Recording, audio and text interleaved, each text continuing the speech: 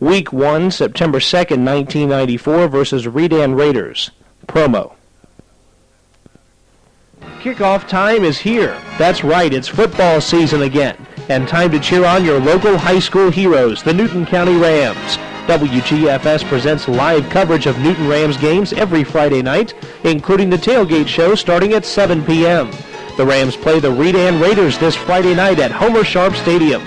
Our live coverage begins with the Coach's Breakfast this Friday morning at 7 a.m. Newton Rams football on WGFS is proudly brought to you by these sponsors: Shoney's Restaurant, Campbell Lumber Company, Pippin's Barbecue, Hayes Furniture, Steele Jones Insurance Agency, Coast to Coast Home and Auto, Newton Federal Savings and Loan, Mayfield Ace Hardware, East Metro Communications, and the Farm and Garden Depot. It's the Newton Rams and the Redan Raiders kicking off 1994 at Homer Sharp Stadium this Friday, live starting at 7 on your sports leader, WGFS. Coach Cook interview, 2 segments for Week 1. Segment 1, 9 minutes 27 seconds. Segment 2, 18 minutes 57 seconds. Segment 1. We're back on the Newton Ram Tailgate Show. Glad you could join us for the first Football Friday here on WGFS AM 1430. The Rams and Redan Raiders tangling from Homer Sharp Stadium in just a couple of minutes. But first, before the game starts, let's have a talk here with the head coach of the Newton County Rams, Jack Cook. And Coach Cook, in your 3rd year now at Newton County. And first of all, Coach, thanks for taking time out to talk with us here before the game. But this is the year that the program became yours more than the first 2 years in terms of scheduling, player development. You had a chance to develop your own schedule. It wasn't set ahead of time. You've had players now that have been in the program. This is their 3rd year under you in the program. And you've heard a lot about what the Rams could do in '94, basically a lot about the potential. But how much does that talk mean to you? When basically do you say, let's stop talking about the potential and start concentrating on results? Well, I think we'll do it right now.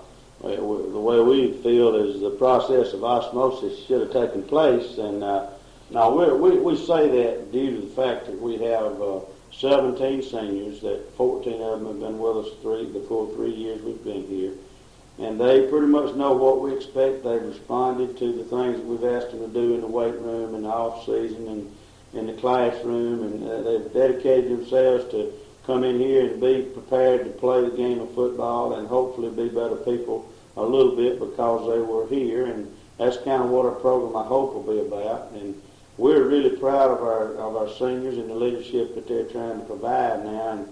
And we have no excuses. We've had reasons in the past couple of years, but now we have no excuses. And I'm not saying we're going to sit here and go 15-0 and win a state championship. That's a goal and a dream that you have. We're going to try our best, though, to be a sound football team that'll be competitive against anybody we play, and it'll do the things that it takes to win, such as being disciplined on the field and being hard-nosed and being a little more physical. And those are things that our coaches in the past few years have worked to develop, and our new guys have come in and tried to enhance that and improve on it. And our guys have really responded. We don't have great numbers like some people, but we do have 52 young people that have dedicated themselves to trying to be decent football players. They've put a lot of time and hours into it, and I think they're ready to show that they're ready to compete in Region 8 Quad A South. Coach, this Ram team has a lot of new faces, especially in the coaching staff. A lot of people really don't know or they don't understand the job that the assistant coaches do, because I think you could vouch that one man couldn't run a program by himself. He's got to have the assistants with him, and they really play a very important role. So let's take time here to introduce the assistant coaches, especially the new ones, so that the folks will know about them and what they do for the program. Well, Kevin, you're really right in the fact that I really don't do a whole lot of coaching. All I do is try to put a plan together and work with the young people and work with the coaches in getting that plan into operation. But now these guys do the day in, day out sweat and work that it takes to build a football program. And I think we're real fortunate. We had some good coaches. We lost 4 of our better football coaches, 3 of them to head coaching positions and another one to a potential head job in another sport. And 3 of them went to the new high school here, and 1 went to a head coaching job in the state of Alabama. So Coach Van Tone and Coach Tunson both at the new school, and Coach Bell at the new school, and of course we lost Coach Beverly as athletic director at the new school. So we had 4 really good people here go over to the new high school. And I think the new high school will benefit from their experience and all, and I think Coach Duncan will do a great job in Alabama. But we had to replace some folks, and we lost most of our experience. The two guys we've got that's been with us coming back are Stanley Allen, who's coaches offensive line, and Kevin Banky, who's been in the county for 6 years and been with us 3, and he's our defensive coordinator and coaches outside linebackers. So we're real tickled with those two guys staying with us and their experience with the kids. We had to build around that with hiring 4 new people, and we got another guy to come on as a volunteer coach to help us who's from here and played on the championship team. I'll go over them one at a time if I could, because I'm really proud of these guys, and they've worked hard, and they're good people, and we're excited about the future. Joe Brasfield is handling receivers and the passing game for us. Joe is the head baseball coach also, and he comes to us from, was in Fayette County for about 5 years, McIntosh, Noonan, and then earlier in Alabama. He's from Jacksonville State. He's does a great job with the passing game, receivers, and I know will do a good job with the baseball program. And the other guy that's come in with some experience is Chad Estes. Chad's from the Conyers, played at Heritage, and then went on to school at Georgia State and coached at Rockdale, Lithonia, and Stone Mountain. So he's had some experience in this league that we play in as a player and coach. So we're real tickled to have him. He coaches defensive secondary and helps with the kicking game. And also we have 2 young guys that are right out of school, so to speak. One of them is Stephen McClarty out of Clark, Atlanta. Stephen's a young guy's dad and was a coach for many years and still has ties with Clark, Atlanta. Stephen was an All-American player at Clark, Atlanta, and was one of their better football players the last 4 or 5 years. And he's also been in the Army Reserve, and he's been to Desert Storm and the Panama Invasion. And so he's been a busy young man, and he comes to us as a first-year coach. I think he's a tremendous young coach, and he's going to be an asset to our program. The other guy that's come in as a coach new is Rodney Kenny. Rodney's the attendance officer at the school, and Rodney comes in after playing 4 years at Jacksonville State University and getting his degree a couple of years after he played, and he'll be working with the inside linebackers. Coach McClarty will have the defensive tackles, and he'll run the JV defense. And also a new guy that's volunteering his time to help us and is a really good young coach that we know knows about our program here because he's an ex-player here, and that's Derek Coggan. Derek got his degree at Georgia College last year and worked at Warner Robins, and he played here on the championship team, region championship team. And Derek is a good young coach. He's working with our offensive backs and handling the JV offense. So we're real tickled to have all these new guys with us, and we're excited about it. We've also got one new 9th grade coach in Matthew Jackson. Matthew's going to help coach Chad McCaskill with the 9th grade program, and we feel good about having him on board. He's also a good influence on the young people and a good young guy. So we got new faces, but they're all energetic, and all of them, some of them have experience, and some of them have that youthful enthusiasm and wants to get it done, so we're real tickled. Well, those are the folks that are going to be coaching the 1994 Rams. Now, before we go player by player introducing this year's team, I think we should say an extra word about this year's senior class. And you've got a lot of leadership here, and people who were sophomores when you took over now are seniors, and they're the leaders for this 94 Rams team. Number one, what does the senior class mean to you as a person and also to you as a coach and to the Newton County program? Well, to me as a person, I'm extremely fortunate, I think, to be in a business that I want to be in. I enjoy this. I enjoy working with young people, and I get to work with them on a very close personal basis outside the classroom where it's a thing that they choose to do, and we hope that we're setting high standards from the meet in order to be able to be a football player. And it's not something that you just take lightly. It's something that we want them to be good character people as well as good athletes, and that's important because they represent themselves and their family and the community, and I'm very proud of our seniors for that. They started out having to play, some of them in 10th grade, when they weren't ready to play, and they took some beatings. That's really, it's just mind-boggling to realize how far they've come.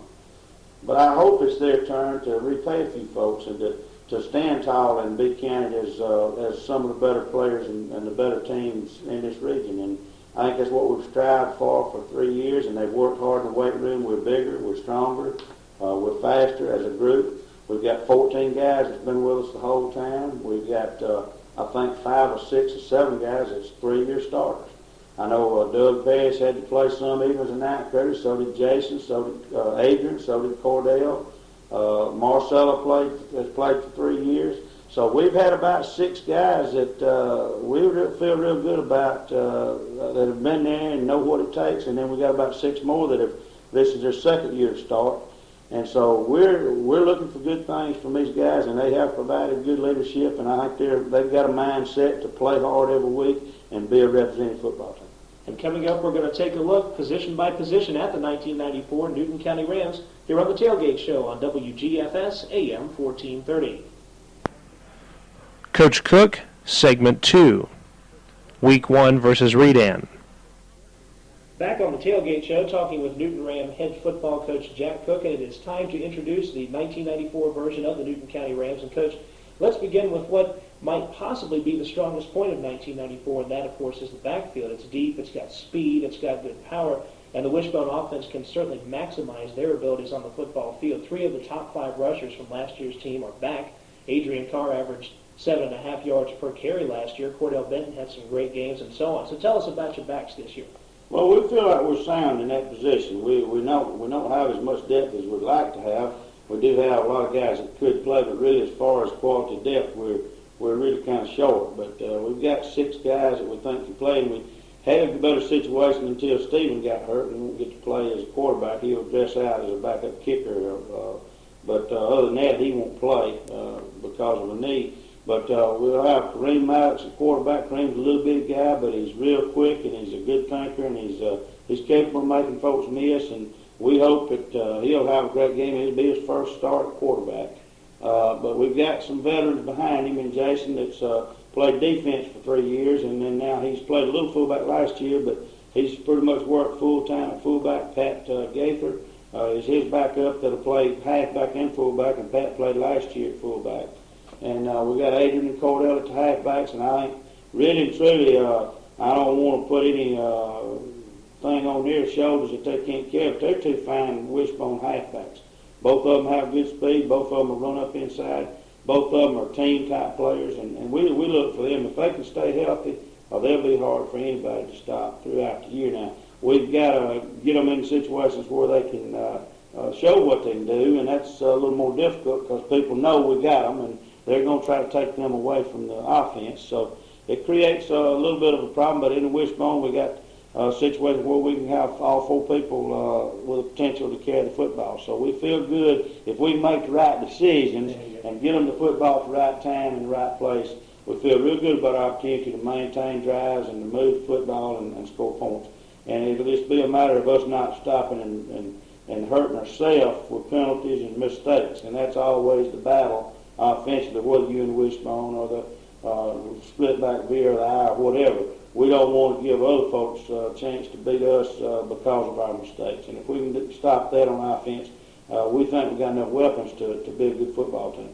We want to improve our passing game. I think Kareem's capable of throwing the high percentage pass, maybe not the long ball, but the high percentage pass.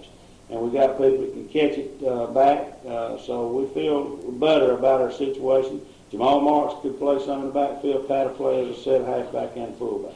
Tell us some of the folks that we may be seeing catching the football in 94. Well, we've got Richie Cleary back with us at tight end. Richie's had a real good spring and good fall at tight end, and he played tight end for us as a 9th grader, and he's back as an 11th grader. A little bit bigger, a little bit stronger, and a little bit better, and we think he can catch the football and block at tight end. We also have our last year starter back toward the end of the year, Greg Benson. Greg's going to concentrate on defense, but he'll still be a good tight end if we need to or if we need a backup. So those 2 guys can play there and catch it and block. And we also have another guy that's a potential player there, and that's Taylor Smith. He plays defense. At wide out, we've got 3 guys that can play right now that we feel like all can do the job. That's Patrick Warren, who played a lot last year at the wide out, and Danny Cisco, who played JV last year and has had a good fall and good spring. And also Gary Brown, who plays defensive secondary. Gary's a fine receiver also. So we've got a little depth at our receiver positions. We've got enough speed and enough size to where we feel like we'll be capable of catching the football if it's close. Well, of course, any strong offense starts with that strong offensive line. It's kind of like a cornerstone for a building. The offensive line is the foundation. So who will make an impact on the offensive line in 94? Well, I guess the two positions that we had high hopes of having experience and depth really got set a blow, and that was quarterback with Stephen being hurt.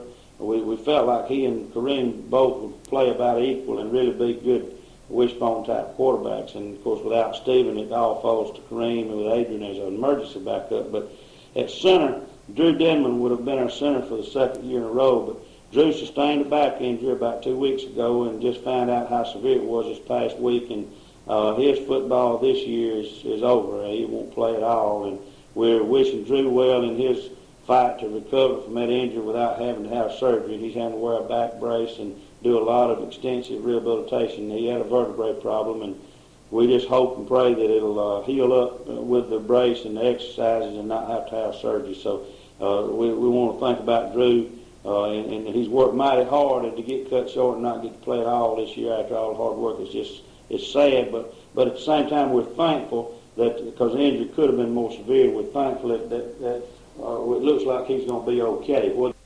But Drew will have to do his therapy 3 days a week, and he'll be with us the rest of the time, but we hate it that he won't be able to play. That was a big blow to the offensive line. That threw Marcella Baines having to come over and play center right now. We're working 3 other guys, and we think we'll come up with 2 centers that can spell Marcella maybe and let him play strictly defense by the 3rd week of the season. But right now, he's the guy, he's a senior, he's been there, he can play both ways, and we'll just have to go with him right at the present moment.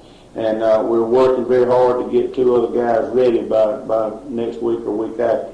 Our guards are 2 experienced guys. Doug Pass has played some as an outfielder, and he's a 3-year starter at the left guard. Doug's we're looking for him to have a great senior year. If he stays well, he'll be a guy that can do a good job for us. And the other guard right now is Torrance Brown, and Torrance was hurt last year most of the year, but he played a good bit as a 10th grader. And Torrance is a big, strong guy that could really be a factor. If he can stay well and really push himself and stay in shape, he'll be a really fine football player at guard. Kevin Johnson will be the backup, first backup at guard. Kevin plays linebacker on defense, and he's big enough. All these guys are Kevin's 210, Bear's 260, and Doug's about 250, so they're big enough to do a job if they just do it. And Marcella's about 210 and real quick, so he's capable too. Our tackle situation is pretty strong with T.J. Harper, a junior, that can be a tremendous football player if he'll continue to work. T.J.'s 6'4", about 245. And the other tackle right now is Courtney Williams, who's a senior that broke his leg last year, would have had a good junior year, played in the 10th grade. And he played offensive tackle and defensive end as a 10th grader, and he's played offensive tackle and defensive tackle as a senior. So we're looking for big things out of Courtney. And our backup there right now is Scott Blackstock, about a 250-pound junior. So Scott's had a good fall, and as he gets himself in shape and gets stronger and knowing what to do, he can play some tackle. So right now, that's the offensive line, and we feel good about them. We just hope that they all stay well because we don't have a lot of depth there. Well, we're taking a look at the offense now. Let's preview the defense for the 94 Rams, and we'll move to the other side of the football and talk about the defensive line. Now, here you've got some good quality in a 4-4 offense, and 4-4 defense, of course. Who are your contributors on the defensive line? Well, that's where we feel real fortunate. 2 years we've struggled up front. We've had to play young kids. We've had to play people that didn't have size because we either lost them to injury or eligibility or some reason where we didn't have our big people. And you got to be able to run some to play defense. And we've got 3 senior tackles that all play offense that's able to run a little bit, and they've improved their strength and quickness, and they'll share the tackle. That's Bear and Courtney and Doug. All 3 of them will play one defensive tackle almost evenly, because all of them have to play all the time on offense.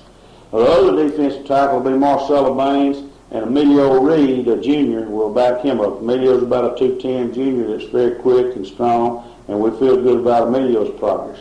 So those 2 guys will play the other defensive tackle. Marcelo started there for 3 years. At defensive end, we feel good about having Greg Benson moved over there. Greg's about 6'2", about 230, and he's just a little bigger guy than we've been able to have over there in the past, and he's doing a good job. And also, they'll play defensive end. Telly Smith has had an injury, and Rich Clay will start, but he and Telly will probably share time at the other defensive end. And so that's three guys that all have size. They're 6'2", 6'3", 200 to 230. So we feel good about our front. We got a little more size and strength, and still got good movement. So we feel better about it than we have the other 2 years because we got more experience and more size. At the linebackers, one reason we switched to this defense, we felt like we had more linebacker-type kids in the program than we did secondary-type players. And so we went with Jason at the inside backer and Kevin Johnson, and Jamaico Usher is a good backup guy at about 220. Jason's 230, Kevin's 210, 215. So we've got size there. They're not as fast as some people have, but they're big and strong, and they'll plug a hole. And hopefully they'll be able to run the football enough. Outside linebacker, we've got two outstanding athletes there with two good athletes to back them up that we think will be able to be successful. That's the hardest position in our defense to play. James Jackson will be one of them on the strong side. James is 6'2", about 195, junior.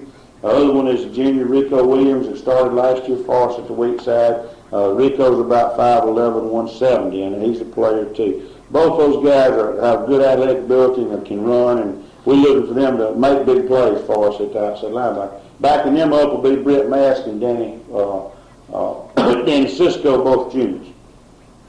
In the secondary, we've got coming back two starters, Torrence Mccullum at the cornerback, and Gary Brown at the free safety. Gary was an outfitter that played a good bit last year, and Gary has grown a little bit. He's about 6'3", about 175, 180, so he can be a tremendous football player, and he'll just be a sophomore.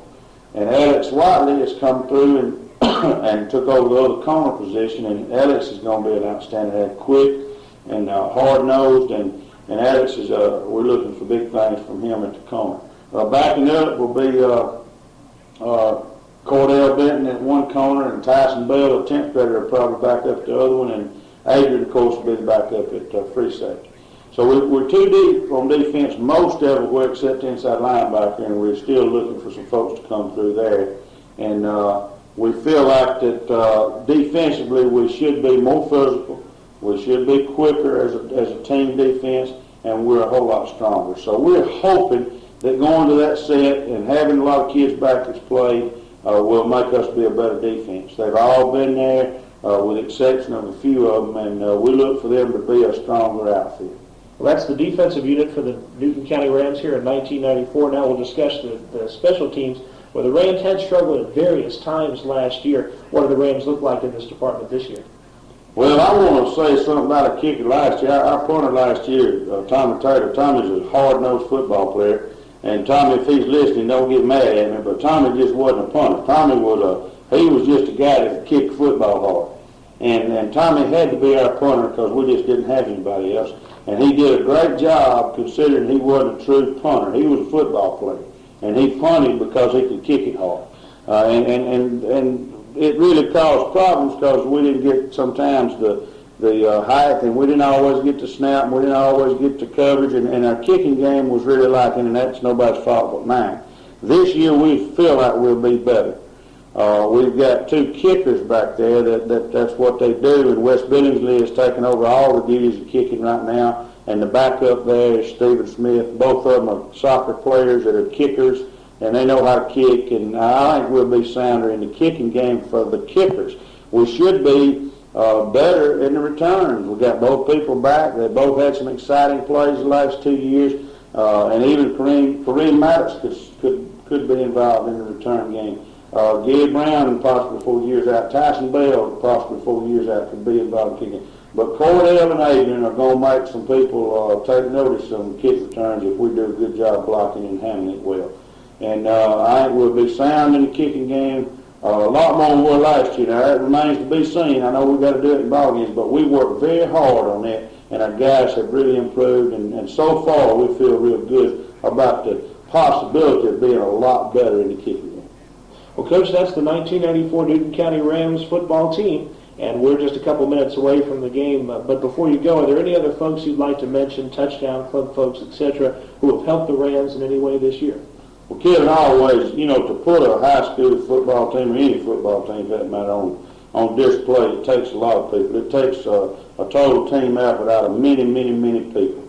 our kids couldn't have the extras. We make enough money to provide basic equipment, food gate receipts, but that's about all. And our touchdown club and parents have to provide all the extras, so to speak. And they fed us at camp, and they get jackets for the kids and put a banquet on for the kids and feed them pre-game and feed them after the game some stuff. And all the little extras that kids look for and want and need. And our touchdown club's a super group. They've worked hard. That's the one area that's just a joy to watch because they do it to help kids. And Sam Johnson is the president, and Mr. Gill and Ms. Denman and Ms. Cisco and Ms. Smith and Ms. Williams and Ms. Price, and I can just go on and on and on. The board of directors, all the people have chipped in and worked hard, and I think they've got a great football program sold and printed. I think they've done a great job on the sign. They've done a great job with other fundraising activities, but more importantly than that, they're going to be in the victory line with all the parents and the band this year, and we're looking forward to that. We think that's going to be a great morale booster and spirit booster for our kids, and they've supplied that support that you can't buy, that's needed anywhere where you have kids competing in anything. And we're excited about that, and we appreciate them. We appreciate the radio station carrying us and all the people that advertise that allow you to do that. I don't know who all of them are, but we humbly thank them. And I know they're the same ones that probably advertise in the football program and help the band and help everybody else because they hit up from every side. They'll probably help the new school. They're community-minded, good people that want to see kids brought to the forefront, so to speak, and we're proud and thankful for them and appreciate them. And I may not know any of them and see many of them very often because I'm stuck at the school and on the field, but we appreciate what everybody in this community does to support Newton High School football. We want our student body to be more active in their support, and I think they will. I think we're, as both schools develop and you have a rivalry and you have two schools, I think we'll have a more of a family atmosphere with both schools, and I think it'll be a great thing for Newton County and a great thing for football and all the sports in the schools. And so we appreciate our administration. J.W. Rutledge is our principal, and J.W.'s new, and he's working real hard just to get school started, but he's been very supportive of our program. Dr. Clamp, our superintendent, has been to practice 3 or 4 times. He talks to the kids. He's interested in us doing well and our kids performing and acting like classy people, and he's a good school leader, and we appreciate his involvement and support. I couldn't say enough about Perry Haymore, our athletic director, who's really tried to turn over rocks to help us just keep a program being built, and all the coaching staff. There's so many people. Chain crew, I don't even know all of them's names, but the announcers, the people that do the chain, there's just so many people. The gatekeepers, the people that do anything. The band director, the band, the cheerleaders and cheerleader coaches, all these folks, it takes everybody. It takes a team and a family effort. And I'd like to ask this community to come out and support our band and our cheerleaders and our football players. There's not a lot of them, but doggone it, they're out there trying hard, and they're doing something that just everybody's not willing to do, and they need the support. And we ask this community and our student body to jump in there and get behind them and support them. And if they will, I think they'll be proud of the efforts that all these kids put forward. Well, Covington is a community making strides and looking for the Rams to make good strides also in 1994. Coach, I want to thank you for taking the time to talk with us this evening. Ram action just a couple of minutes away. Best of luck tonight, and let's get the 94 season kicked off in good shape. Well, we certainly hope to do that, and we look forward to doing it every week, and we appreciate it, Kevin. That's Newton County Rams head coach Jack Cook. I'll be back to you. Week 2 versus Mount Zion, September 9th, 1994. No promo exists for this week. A promo was not cut. Coach Cook, segment 1. And we're back on the Tailgate Show. Welcome back, Newton County Ram fans. The Newton Rams will take on the Mount Zion Bulldogs in a little more than 20 minutes from right now. But before the game, we'll take time out to talk with the head coach of the Newton Rams, Jack Cook. Coach Cook, first of all, congratulations on beating the Redan Raiders and having the Rams prepared for battle and beating the Raiders 3-0 in a game here at Homer Sharp Stadium. A big win at home. Nice to have that big win over a state-ranked team. But the rain made for a game that was kind of sloppy on both sides. And once you went back and looked at the tapes, probably you weren't quite as impressed as good as you felt on Friday night. What did you see from the tapes that perhaps the team could improve on, and what were you impressed with from the tapes? Well, I was impressed with the way our team played hard all night. We played hard on both sides of the ball, and their defense really played well because we put our defense in 2 or 3 holes that a lesser group of kids wouldn't have come out of. They just played very hard, and the coaches did a good job preparing them for Redan, and I thought they did a good job. The kicking game held up after a bad punt on the very first punt was pretty poor, but after that the kicking game held up. It kind of kept us out of the hole, so to speak, and then they made a mistake or 2 on the kicking game that helped us too. But the impressive thing to me was how hard our kids played. They had a mindset to go out there and play very hard. It was a physical football game both ways, and our kids just played hard from start to finish, and that was what impressed me most. We cannot lay the ball on the ground as many times as we did. I know the weather had a little something to do, but really they threw the football 12 times and never had an uncaused fumble. One, they had the muff on the punt, and we caused the 2 fumbles that they had with knocking the football out. And our fumbles were not caused. Our fumbles, 6 of the 7 was uncaused. I call them uncaused fumbles, just not wrapping the ball up, not securing the ball, not getting it from center, those type things.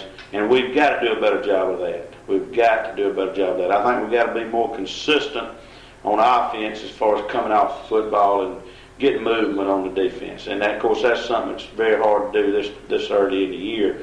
But I think when we had to, and in certain situations when we needed, our offense did a good job and got us out of the hole a couple times, and then got to one drive together that got to score. Well, let's talk about the one man who did score for the Rams. That's Wes Billingsley. Here's a senior who really went through a lot last year in the kicking game, learned a lot, and was able to rebound from some mistakes, but he booted a big 42-yarder here, and early on in the game, it's a big confidence booster. Tells your Ram team they're on the field and ready to play with this team. What do you think that field goal meant to Wes and to the team? Well, I think confidence for Wes and also for the team. It meant confidence in Wes and in the kicking game.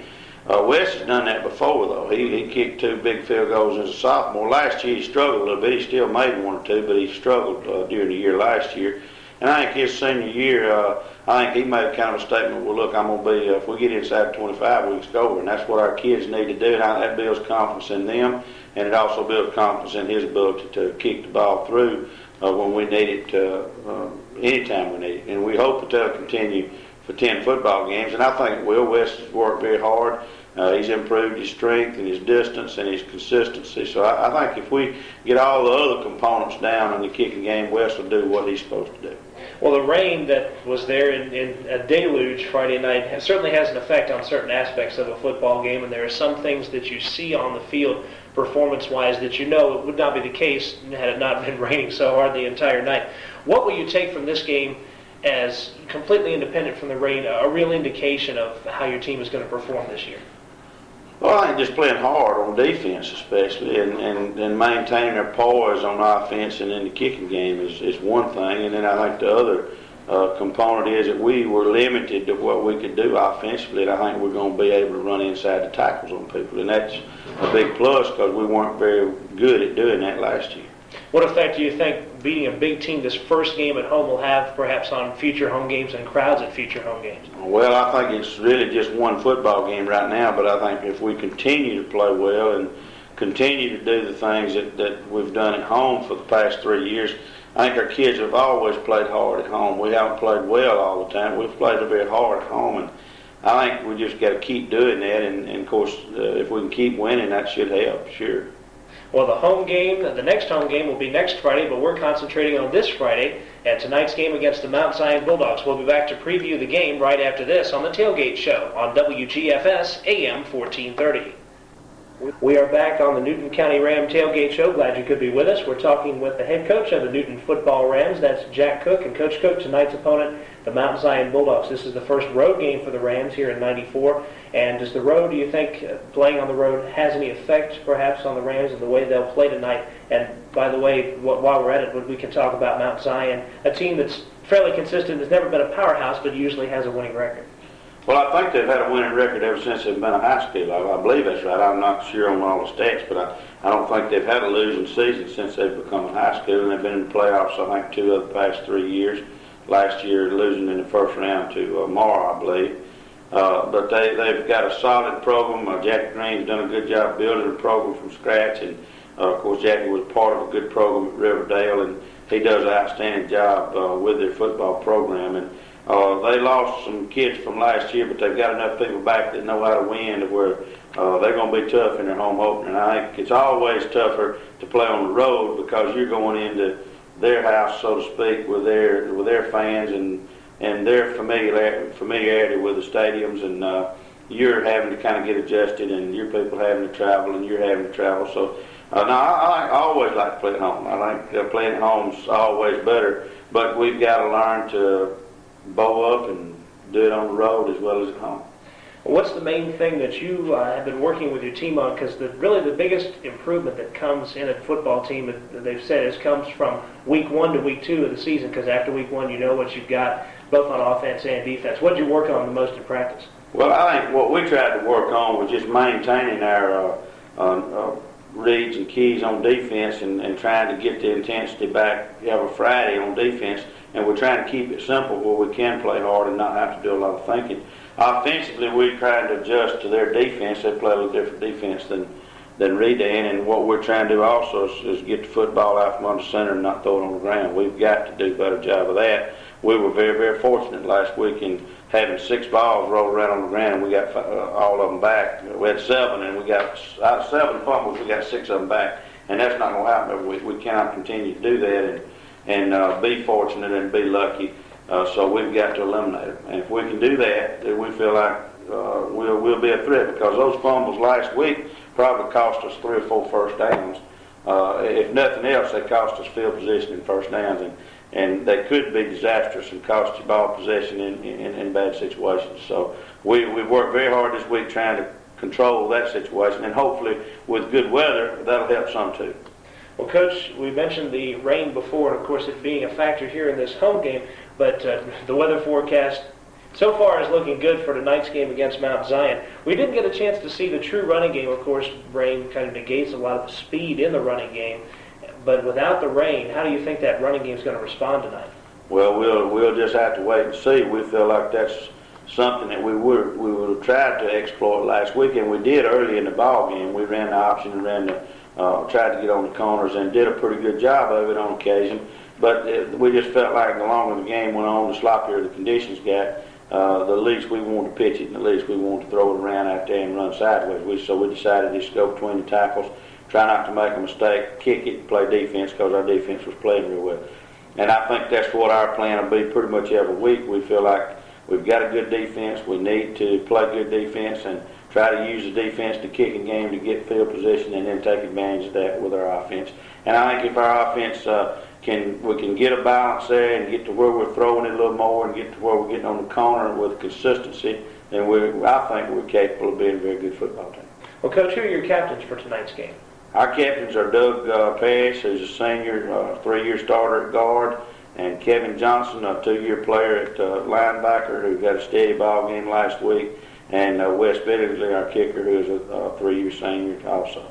Jack Cook, the head coach of the Newton County Rams. And, Coach, thanks for taking time out with us. Best of luck against the Bulldogs tonight. Thanks, Kevin. We appreciate it. We'll be back to check your region roundup, tell you about the action all around Region 8 Quad A right after this on WGFS AM 1430. Week 3, September 16th, 1994 versus Heritage Patriots, promo. It's a hot matchup in the cool weather. The Newton Rams football team tackles the big Heritage Patriots this Friday night right here at Homer Sharp Stadium.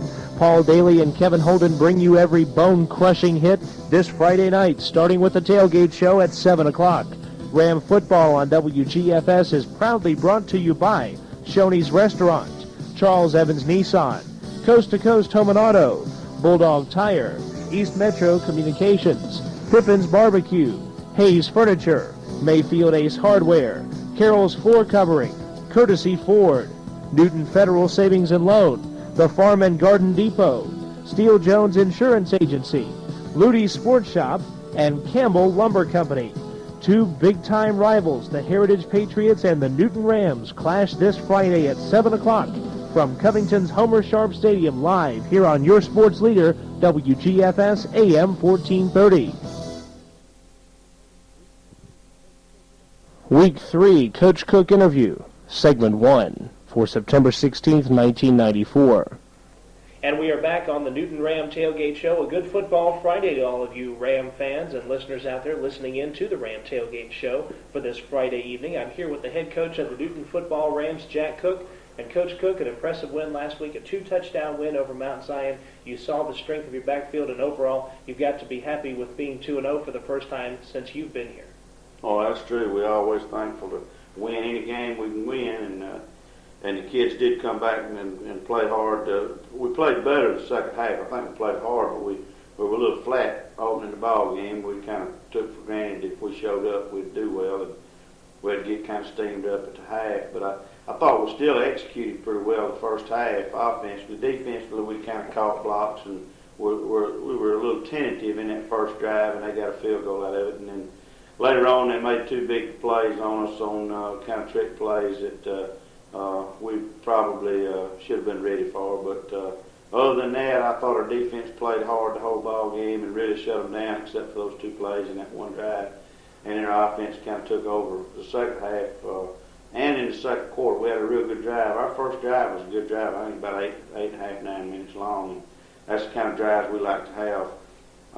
But we've got to do a better job of playing with consistency, and we still turn the ball over down in close, and we want to not do that. So we've still got some things that we need to work on, the little things. And but overall, we were real proud of the kids' efforts and proud to go on the road and get a win early in the season. Coach, 2 major reasons why you picked up the victory last week. Adrian Carr, 7 carries, 59 yards, a couple of early touchdowns, and Jason Robbins had 15 carries for a total of 99 yards unofficially with a touchdown. Do you think this is the potential that we've been looking for out of these backs this year, or can they do more? Oh, I think they can do more. I don't think our offensive line is near where it should be in 4 or 5 more ball games. If we can keep the kids well and then play together 4 or 5 more ball games, we should be better than we are now, and therefore it should be more backfield production. But we have outstanding backs. Jason's big and strong, and he's going to move the pile and make things happen inside. And Adrian and Cordell have always been able to get the big yardage for you if you get them a hole at the line of scrimmage. So there's no doubt that they can do more. Coach, did you see one particular aspect of the Rams game that drastically improved from week 1 to week 2? Well, I think our consistency on offense improved. The week before, of course, they had a really good defensive football team, Redan did, and we weren't as consistent offensively, plus we had to fight the rain. But last week, we were more consistent on offense. We took the ball and drove it and didn't have the bad plays. And so I would think we improved in that area. We still had 2 turnovers, but we were a very consistent offensive football team as far as holding on to the ball for a length of time and getting points and that type of thing. And so we want to continue to do that.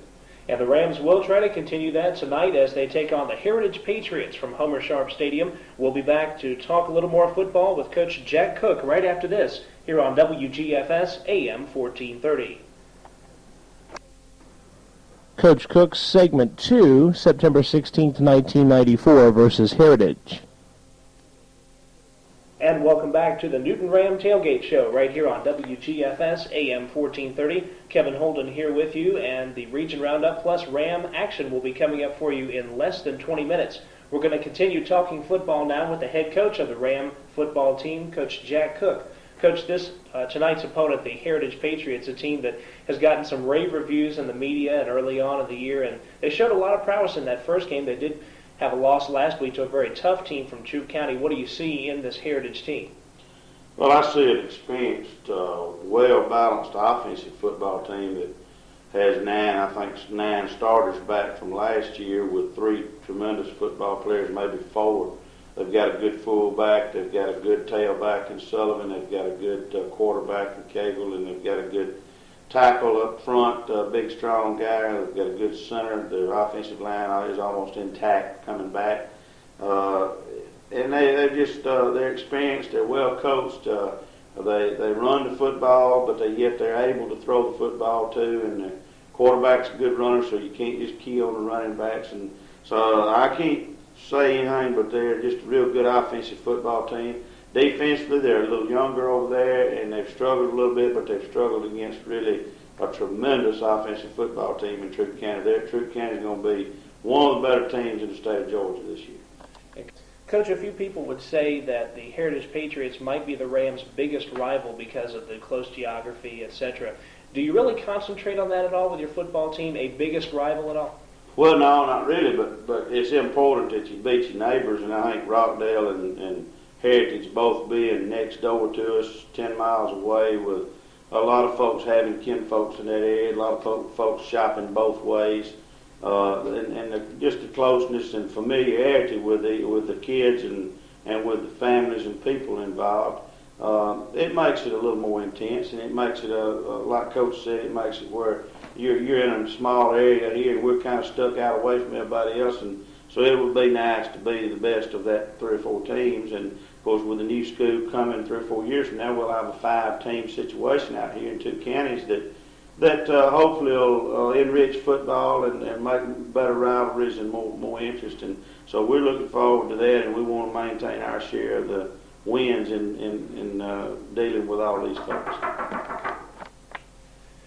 Something that we really did see improve from week 1 to week 2 was the performance of Kareem Maddox. We saw Kareem grow up quite a bit in the week between Redan and Mount Zion. Are you looking for continued success, and how would you assess how he's done in his maturing the last few weeks? I think Kareem has really concentrated and played well. He had some trouble with a wet ball the first ball game, but other than that, he played good football. He made his reads last week. He had some good runs. He didn't throw the ball quite as well, but he still made the throws where they didn't get them, and that's important too. So I think Kareem has developed, and we've got 2 games under his belt now. And we hope that Steve will be able to play some tonight, and we'll try to get some playing time for him and go into the region race with 2 quarterbacks with some experience. So we plan to play both quarterbacks. We plan to do that all the time. Right now, Kareem, due to the injury, is the starter, and Stephen will be in a backup role, but he'll play more and more each week. Well, Coach, folks from Newton County and Rockeal County will be coming to Homer Sharp Stadium for tonight's game, the Newton County Rams and the Heritage Patriots. Thanks for taking time out with us this evening, and best of luck tonight against the Patriots. We appreciate that, Kevin. Appreciate all that y'all do and the sponsors, and we look forward. Hope we'll have decent weather where we can have a great crowd, and hopefully we'll play a good football game. Yeah, I don't think too many people will be disappointed if it doesn't rain tonight. We'll be back with the Region Roundup and more right after this on WGFS AM 1430. Promo Week 4 versus Lithia Springs, September 23rd, 1994. The Newton Rams are for real. The undefeated, untied Newton Rams football team tries to go to 4-0 when they go to Lithia Springs High School and tame the Lions this Friday night. WGFS has brought you each Ram victory this year, and will bring you this one with Kevin Holden and Bill Dolan, beginning with the tailgate show at 7 o'clock. Ram Tough action at 7:30. Newton Rams football on WGFS is provided by East Metro Communications, Carroll's Floor Covering, Ludy's Sports Shop, Courtesy Ford, Coast to Coast Home and Auto, Steele Jones Insurance Agency, Campbell Lumber Company, Shoney's Restaurant, Bulldog Tire, The Farm and Garden Depot, Pippen's Barbecue, Newton Federal Savings and Loan, Mayfield Ace Hardware, Charles Evans Nissan, and Hayes Furniture. From Lithia Springs, the Newton Rams look to stay undefeated in 1994, and you can hear it live this Friday, tailgate at 7, kickoff at 7:30 on WGFS. Coach Cook interviews segment 1 for Lithia Springs game September 23rd, 1994. And we're back on the Newton Ram Tailgate Show. Glad you're with us this football Friday evening. We're going to talk now to the head coach of the Newton Rams football team, Jack Cook. Coach, congratulations last Friday night on beating Heritage. A huge win. The Rams stay undefeated. They're now 3-0 for the first time since 1990. And the defense, once again, the big story, they shut out an opponent. They haven't allowed a point at home all year. Is there a particular reason why the Rams D is so good at Homer Sharp Stadium? Well, I don't think so. I think it's just that our defense is better overall this year. We've got more experience, and I think playing in the rain at home 2 times has probably cut down on the other team's ability to do some things. But I'm just real proud of our kids and coaching staff because I think we are better as a team on defense, and I think if we keep working and getting better, we'll play well on defense all year. And one particular aspect of the defense, or one particular drive, that fourth quarter goal line stand, the Rams defense, they really proved they're for real there. They caused the Heritage Patriots to kind of self-destruct. Heritage had the ball on the 1-foot line, and they didn't end up getting the ball across. What impressed you most about the goal line stand that preserved the shutout? Well, I just thought the kids, we had our back to the wall, and we kind of put ourselves in a bad light, but instead of giving up and just letting them score, we rose up and stopped them 2 downs in a row. And then they got the penalty after that, and then I think, sacked him 1 time, and then stopped him on the outside veer from getting the first down. So I thought it was really, instead of just laying down and letting them score, we rose up, and it really made a difference in the ballgame because it was 14-0 is all it was. And with 6 minutes left, that would put a whole different light on the whole football game. And then here again, once we did stop them, we took the ball up to 3 and drove it all the way to their 8, I think, or 7, and had a chance to score again. But they never got the football back. And so I credit both groups of kids, our offense and our defense, both with really playing that last 7 minutes really well because we should have scored a lot more points than we did and had the ball game out of reach, but we didn't. And so we had to. I think that can't do anything but help us down the road.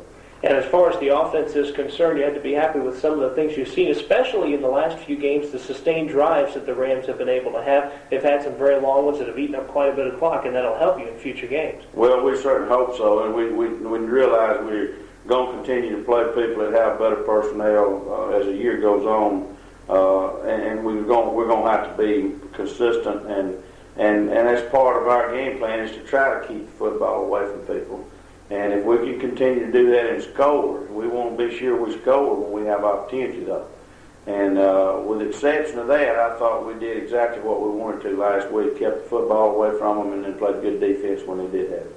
Well, this is the first time since you've been here that you've had a chance to beat Heritage. You did have 1 tie back in 1992. Any personal satisfaction or team satisfaction that you've had over having this happen for the first time? Well, I think it's just you always want to beat the folks that are around you and closest to you, and you have to hear about it more if you don't.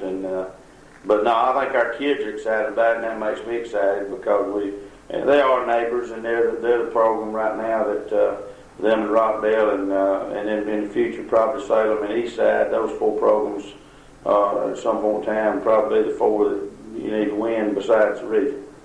Well, we'll be back to talk about this coming up game against the Lithia Springs Lions as the Rams are just 1 game away from starting play in Sub-Region 8 Quad A South. We're going to be back, and hopefully we can extend that Ram win streak right after this on WGFS AM 1430.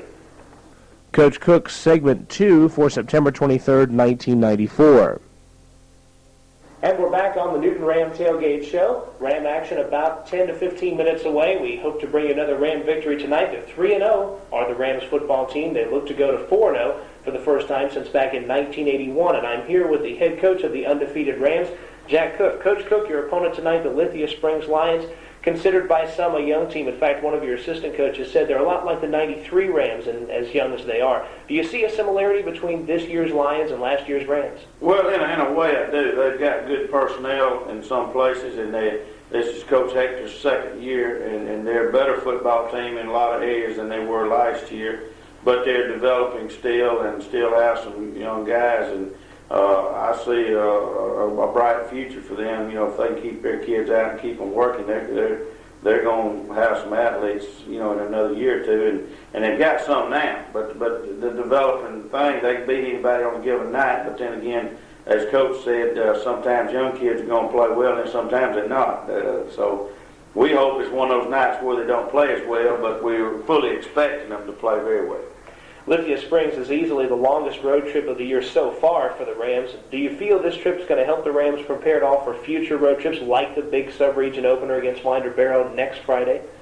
Well, I think every game you got to prepare for it differently and all, but I think just going on the road, you just got to have an attitude when you go on the road that you got to play better because they've got the home crowd and you don't ever know a lot of the things that you can't experience at home that you have to experience on the road and get used to it and realize that, look, we're the enemy and we're coming in here, the underdog, so to speak, as far as nobody's going to be for us but our handful of folks. And so you just got to try to play the best you can. Well, Coach, we've talked about the team. Now let's talk about some individuals. First of all, Stephen Smith saw some action at quarterback last week, about a quarter and a half worth of action. Are you happy with his progress after the injury, and how much is he going to play at Lithia Springs tonight? Well, Stephen has progressed very well from his injury. He doesn't have any lingering problem at all. We've got a precautionary brace on his knee, but as far as any after effects, he's shown none. And we feel like as he continues to work with the weights and rehab it and try to get bigger and stronger, which he's not very big, but neither one of our quarterbacks are. So, no, Stephen will continue to play more and more. And what we planned to do all along was play both young people, and both of them have their individual talents that they can lend to our football team. Both of them have good quickness. Both of them have good heads about what we want to do with the offense. And we plan to play both of them. Originally, we probably planned to play both of them about equal, some more 1 week than another, according to the situation and what's called for. But both these young men, we plan to play them about an equal amount of time throughout the rest of the season if they're both well. And as far as the other positions on offense and defense, are you taking the approach since the Rams have won their first three, if it ain't broke, don't fix it, or are you looking for some changes? Well, we're still trying to build depth. We're trying to play more people if at all possible. We played a lot of kids last week. We're trying to get into a position where if someone does get hurt, that we've got somebody there that's already seen some action by the time we get to the region, and that's why we still plan to play more people tonight and try to develop at least some small amount of experience before they have to go into the region schedule. Well, Coach, this is the final game before the region schedule starts at Winder Barrow, so I want to wish you the best of luck tonight, and of course, we hope you can go into Winder Barrow with the record of 4-0. We certainly do too, Kevin, and we appreciate that. And we'll be back to give you your region roundup, tell you how the Rams' future 8 Quad A South opponents have been doing so far this year, and we'll be back with that right after this on WGFS AM 1430. End of promo interview, tape 1. If you're not already enjoying such financial assistance, learn all of the advantages of a personal checking account at one of the convenient Bank of Covington locations. The Bank of Covington, member FDIC. Tradition and excellence since 1946.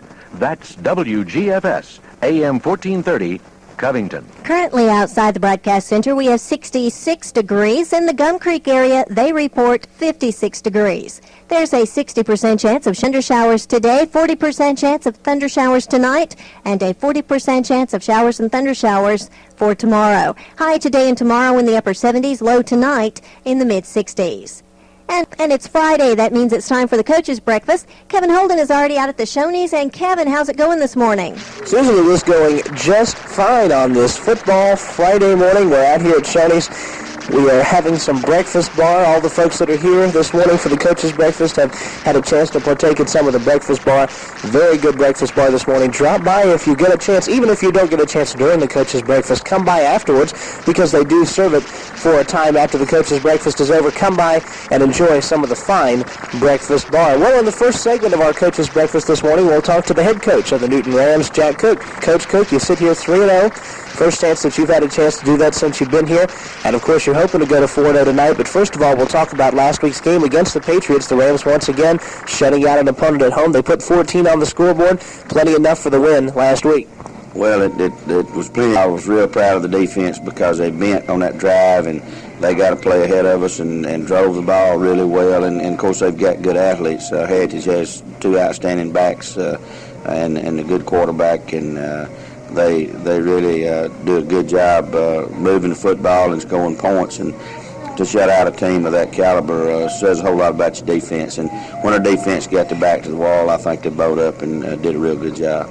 Yeah, that goal line stand in the fourth quarter was something that the Rams could really be proud of. Of course, Heritage with a bit of self-destruction, but of course the Rams helped to cause that with that strong defense in the fourth quarter. Talking about the defense in general, so far at home we've come up against two teams that have had good passing attacks in Redan and Heritage, two teams where the passing attack has been talked about a little above average, if not. We're a football team now. They run the option out of the split back veer, and they feel like they can control the football doing that, and they're not going to throw the football as much as they did in the past. But, we've had some good fortune, I guess, too, with the rain. People probably should throw more in the rain because you've got an advantage, I think, in the rain if you can throw it. But people, I guess they look at our history here the last couple of years of being small on defense and not being very good against the run, and everybody tries to run it on us. And I hope we'll continue to be strong enough to slow the run down and make them pass a little bit. But I don't know the reasons for what they do, but I just hope that we continue to try to play well on defense. And if we can do that and keep improving, that's what we're looking for. And we're going to have to be equally prepared for the run and the pass. Now, as far as this next week's opponent, or tonight's opponent, the Lithia Springs Lions, what do we expect? What should we expect from them, run versus pass, and what should we expect on defense? Well, I think we expect them to try to run the football. They're a wing T team that does all the misdirection stuff, and I call it cheating. They just peck at you from the blind side and all that, and we expect them to run the football. But what we're hoping to do, and we've worked and told the kids all week, we want to make them pass. They've got a young quarterback. They've got young receivers. They've got a strong running game. When they get it going, their fullback against Southwest Whitfield was very strong. So they're going to try to run football. And we want to make them have to pass it. And if we can make them have to pass it and then play the pass, I think we'll be better off. Well, the Rams will play the Lithia Springs Lions tonight. It'll be the Rams' longest road trip so far in 1994, and they'll be taking another one of these in another 7 days as they go to Winder Barrow and open up the sub-region schedule. That promises to be one of the Rams' best matchups of the year. And yes, it's a Ram Football Friday, and yes, the forecast is a 40% chance for rain. We'll hope for the 60% out there at Lithia Springs. Coach Cook, thanks a lot. And by the way, what'd you have on the breakfast bar this morning? I plan to have a little everything before I leave. Anybody's missing a treat if they don't get out here. Come on out and enjoy the breakfast bar out here at Shoney's at Turner Lake and Highway 278. This is Kevin Holden reporting from Shoney's. Come on out and enjoy the breakfast bar. We'll be here until 7:55, but that doesn't necessarily mean when we're done that you can't come by and enjoy some breakfast bar. Coming up at 7:15, Georgia Network Sports. Then we'll be back with more of the Coach's Breakfast right after that. And then after 7:30 news, we'll talk to some of the Ram captains for tonight's game against the Lithia Springs Lions. Myself and Bill Dolan, the little pup, will bring you the play-by-play action starting with the tailgate show at 7 o'clock. Kevin Holden reporting from Shoney. Susan, back to you. And thank you, Kevin.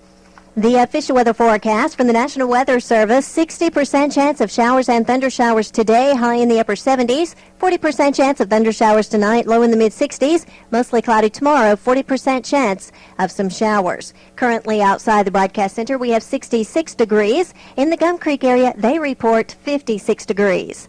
And we have 13 minutes past the hour of 7 o'clock. We'll have Georgia Network Sports come 66 degrees outside the broadcast center. We have 20 minutes past the hour of 7 o'clock. There's a 60% chance of some thunder showers today, 40% chance tonight, and a 40% chance of some thunder showers for tomorrow. High today in the upper 70s, low tonight in the mid-60s. Now it's more of the Coach's Breakfast. Kevin Holden is out at the Shoney's. Kevin, good morning.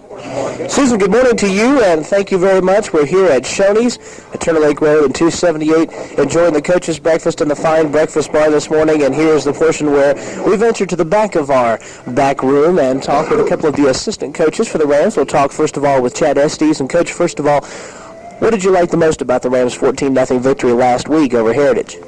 Well, of course, what I liked the most was the fact that we shut out a very good offensive opponent. And anytime we can shut out somebody, I know we got a very good chance of winning the football game.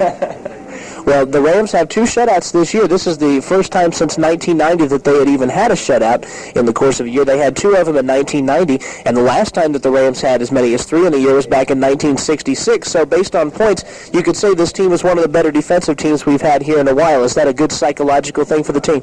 Oh, certainly. We believe that defense can set the tone, and it's certainly the most talented group of young men I've been around, and we'll be going for number 3 tonight. You can bet your bottom dollar on that.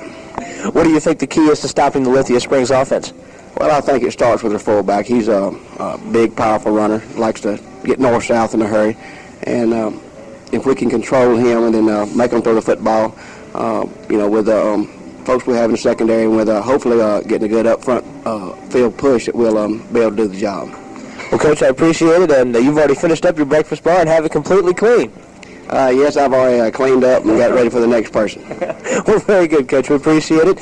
And Stanley Allen is over here reading the newspaper and reading probably about some of the matchups around Region 8 Quad A, and what's in there that's of special note. We're not in it, so I'm not really interested. Sounds good to me. Coach, what do you think our key is tonight against Lithia Springs? Well, I think we're going to have to get physical with them. I guess we're just going to have to drop the option game because it rains every week. If we can just use our size and strength, come off football and run it, we ought to be all right against them. And my last question for you is, how do you propose that we stop this continuous rain every football Friday? I don't know. I talked to Coach Estes and tried to get him to do a non-rain dance, and he wouldn't do it, so I don't know what we can do. Well, we'll try something. I appreciate it. Coach Stanley Allen and Coach Chad Estes from the Newton Rams football team. We will be back after your local news and talk to the Ram captains, some of the Ram captains for tonight's game against the Lithia Springs Lions, and we'll be back with that in about 15 minutes from right now. This is Kevin Holden reporting from the Coach's Breakfast right out here at Shoney's. And Susan, we'll send it back to you. Thank you. We have 23 minutes past the hour of 7 o'clock. We'll have the Osgood Files coming up in just a few moments, and then local news at 7:30. Then it's more of the Coach's Breakfast out at the Shoney's on Turner Lake Road and 278 with your sports director, Kevin Holden. East Metro Communications is your local authorized agent for AirTouch Cellular, and we have been since 1986. That's right, 1986. That's when cellular service first came to Covington. So if you're shopping for a cellular phone or cellular phone accessories, stop by East Metro Communications and see Brenda, Tom, Bert, or Joe, and let them show you the wide selection of brand-name cellular phones available. When you purchase a cellular phone from East Metro Communications, our main goal is customer satisfaction. We've received 12 different awards from AirTouch Cellular for outstanding performance. Stop by East Metro Communications today. We're located on Highway 278, just a quarter mile east of the hospital here in Covington, or call us at 786-6796. East Metro Communications, authorized agent for AirTouch Cellular, the new name for Pactel. Or call 922-PEST. Send your little pest packing. If you're fed up with extra charges on those problem pests that never seem to go away, then it's time to make a choice. Rockdale Pest Control has built a long-standing reputation by offering truly complete pest control. And when we say complete, we mean complete. So call today, 922-7378, and get them packing. Time to head on back out to the Shoney's on Turner Lake Road at Highway 278, where Kevin Holden has more of the Coach's Breakfast for you. Susan, thank you very much. We're out here at the Shoney's, as you mentioned, right here at Turner Lake and 278. With a breakfast bar. Drop by, enjoy some fine breakfast bar here for this football Friday morning. Promises to be a good football Friday. The Rams opponent this week, the Lithia Springs Lions. The Rams start the year 3-0. They haven't won 4 straight games since back in 1989 and 1990. They closed the 89 season defeating Rockeal County 26-12, then opened with 3 straight wins to start 1990. So a pretty dubious distinction if they can win the game tonight against the Lithia Springs Lions. Our captains for tonight's game, first of all, Torrence Mccullum, and we also have Torrance Brown here, and we're going to discuss this in a minute, how to keep the two of you straight, because I usually refer to the captains by first name, but we'll have to figure something out. And also, Telly Smith will be talking to you before this Coach's Breakfast is over with. First, we'll start with Torrence Mccullum, and is there a way that you keep separate from Torrance Brown? Do they call you by a nickname by chance? No, not really. So they just, when they say Torrance, you just know who they're referring to, basically, right? So as far as the breakfast bar this morning, first of all, what'd you have? A little bit of grits. Sausage. That's about it. Well, that's good. You got a good first meal of the day, and you're ready to go. As far as tonight's game against the Lithia Springs Lions, what are you looking for from the Lions tonight? Well, I really want them pass, man. They ain't got an interception this year, but they probably going to try to run it because they got a young quarterback. And as far as the Rams are concerned on defense, you feel that it's a strong defense this year. Well, they've only allowed the 15 points. You haven't allowed an extra point all year, only 1 field goal and only 2 touchdowns. Is the team, from a psychological standpoint, are they happy with how they've done, allowing only 5 points a game? Or not really. We really wanted 3 shutouts so far, but we had a little trouble against Mount Zion. We got cocky, and that was about it. Well, we mentioned before, earlier on the Coach's Breakfast, the last time the Rams had 3 shutouts in a year was back in '66, so it's been quite a while, and I'm sure the Rams would enjoy having that again. Now, as far as the sub-region is concerned, have you seen any of the teams play, or have you heard anything about the teams? Because there's a very, very strong sub-region here in 8 Quad A South. I really haven't heard much about the other team. I just look forward to one team a week. That's all I do. Well, that's probably the best way to go about it. Take each game as it comes. Well, Torrance, we appreciate it. Now we'll turn to another Torrance here, Torrance Brown. And first of all, Torrance Brown, what did you have this morning on the breakfast bar? I saw you having a pretty hefty breakfast.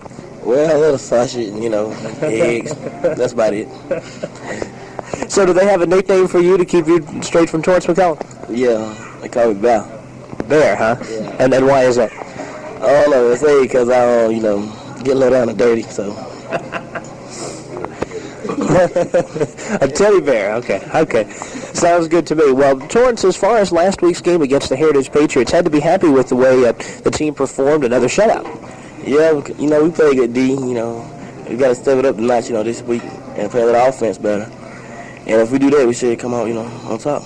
Do you think the fact that the Rams are traveling quite a ways will affect anything tonight? No, it shouldn't, We've been there before, so it shouldn't. And as far as preparation, this is probably good, too, because you'll be taking a pretty long road trip next week as well. Yeah, we got one to bear next week. We got to take one game at a time. And that's it. I know that it's tough not to be kind of looking forward, but got to keep focused on the Lithia Springs Lions tonight. What's the key? Is there a particular person on their offense that the Rams need to stop, or a particular person on the defense they need to stop? Well, on offense, they have a young quarterback, like Torrance said, and, their defense is pretty good, but I believe we can run them off the ball, and win. All right, well, Torrance, we hope we've started your day well here at the Coach's Breakfast, and, of course, best of luck to you tonight. All right, thank you. And Telly Smith is here, and Telly, you're sitting between the two Torrances this morning. What did you have on the breakfast bar? Bacon, biscuit, sausage, grits, some of everything. Well, that's good. You had a good, strong breakfast and a big one to start it out. They say that breakfast is the most important meal of the day, and you'll hear more about that health-related issues, by the way, on Healthline with Steve Aldridge. That starts at 8:40. Just had to throw that little extra tidbit in there. Telly, last week against the Heritage Patriots, once again, in front of a home crowd, that had to be a good boost for you on a mental basis to have that big win. Yes, it was. I wish we could have scored a lot more points than we did. Well, hopefully you'll get a chance to put some good points on the scoreboard tonight against Lithia Springs. And again, we'll ask you the same question that we asked both the Torrances. From watching the tapes and what you know from Lithia Springs, who do the Rams need to stop to win tonight? Quarterback and the fullback. The fullback, he can run and he's pretty big. We stop him, we'll win the game. You think the Rams have in mind 2 years ago when they went out to Lithia Springs, they lost the game by 5 points out there, 26-21. Is that in the back of anybody's mind when they travel back there tonight? Yeah, it's a long way to go and lose the game and have to come all the way back home. But, of course, last year the Rams with that big 20-3 win over Lithia Springs here, so hopefully the game will be more like last year's game, or so we're hoping. Well, Telly, thank you very much. Best of luck today and, of course, tonight at Lithia Springs. The Ram captains, Torrance Mccullum, Torrance Brown, and Telly Smith, the captains for tonight's game against Lithia Springs. It's the 4th game of the year. Again, the Rams starting the year 3-0. They've had 2 shutouts, first time since 1990 they've been able to do that. And so the Rams looking for some big things tonight against Lithia Springs. Coach Cook, any final thoughts before we wrap up the Coach's Breakfast this morning? Well, we just hope we have. I know it's a long way to go across town to Lithia, but I hope we have a good crowd that comes to support these guys, and we just need to go over there and improve in some manner and win the football game, and then get our mind on the region, and that's what it's all about. And these guys have worked very hard in the preseason practice in the first 4 weeks, and I hope we're ready to take on the probably the toughest half region in the state of Georgia. It certainly is. You've got the number 4 team in the state in Brookwood, number 8 in Parkview, number 11 in Winder Barrow. 3 strong teams, and of course beyond that there's a lot of depth there as well. Well, that's true. You know, Shiloh's always been a problem for us. They play us tough, and Burkmar beat us last year, and Rockdale's always going to play us tough because we're neighbors, and so you take all of them in there. There's no easy ones, and we've just got to try to take them one at a time and do the best we can with each one of them. Well, Coach, you mentioned the game, or you mentioned the Rockeal Bulldogs. That game is October the 14th, homecoming. It's the next Rams home game, and we have, 3 weeks to try to keep it from raining that Friday night, the 14th. What should we be doing here? Well, I was just going to be a weather predictor and say everybody can go ahead and have a good time and then expect rain the 14th. But we really don't worry about all that because we sure can't control it. So just do the best we can. I think it's going to be some pretty fall nights, and maybe it'll be good for folks to come out and watch the Rams play. Well, hopefully by that time also they'll be 5-0. That would be a big boost to the community, and I'm sure that the folks will come out in droves to Homer Sharp Stadium and watch that next game, the 14th. And again, we hope it doesn't rain. And by the way, our mic cord completely straightened out this morning. This mic has a very long cord. I've never seen it completely straightened out. Last week we had some trouble with it, but we've got it together finally. This is Kevin Holden reporting from Shoney's at Turner Lake and Highway 278. I want to thank the two assistant coaches, Chad Estes and Stanley Allen. I want to thank Coach Jack Cook, and want to thank the 3 Ram captains, Torrance Mccullum and Torrance Brown. Bear, that way we can tell the two apart, and Telly Smith. And, of course, everybody who supports us here on the Coach's Breakfast. Coming up in a little less than 10 minutes, the birthday show, your chance to phone in your birthdays, anniversaries, and anything else you want. We're through here at the Coach's Breakfast, Susan. We're going to send it back to you. Thank you, Kevin. We have 13 minutes before the... Winder Barrow, Week 5, September 30th, 1994. The cart with the promo broke on Wednesday, September 28th, so there is no promo for this week. Coach Cook interviews, segment 1. And we're back on the Newton Ram Tailgate Show. The Rams will kick off their sub-region schedule in about 20 minutes as they take on the Winder Barrow Bulldogs from Winder Barrow High School Stadium. And Coach Cook, the coach of the Newton Football Rams, you're 3-1 going in. This is the best record you've had going into a region schedule since you've been here. So you've got to be happy about that, but rebounding from the loss last week, something may be in your mind as well. Did you do anything different in practice this week? Well, I think the kids realize that it's big game time this week, and we had a lot better concentration in practice this week. And really we had a very good week of preparation, and we're thankful for that. They rebounded very well. They realize, I think, as we all do, that the ball game last week was a game that we all feel we should have won. You can't go into a game feeling like you're going to win it by just showing up. You've got to know that you got to play hard, and hopefully it will be a wake-up call for that part of it. I thought we played very hard last week, but we just didn't play well. We didn't make some of the plays that we'd been making, and we had 2 big plays that they had long runs on defense that set up both their scores, and we hadn't been giving up long plays on very much of an occasion. And so we had just a lot of little letdowns that accumulated all together last week into a terrible result.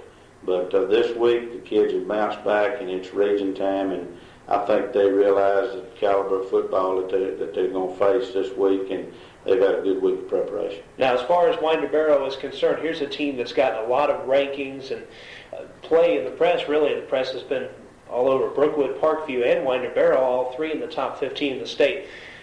Do the Rams look a lot at the rankings? Do they really matter that much when you go head-to-head? Well, I think the kids look at them. I mean, coaches, we look at them because they're there in the paper, and you try to use that as a motivational factor to, I'm sure our kids would love to see Newton in the top 15, and the only way you can do that, and the only way we've tried to tell the young people this, and the only way you can do that is beat good people, and we've got a second chance this week to beat a ranked team, Redan being the first one, and then we'll play 2 more ranked teams probably before it's over, and the only way you get to the top is to beat good people, and unfortunately we've got 3 of them in our side of the sub-region, but that's something to look forward to. That's what it's all about.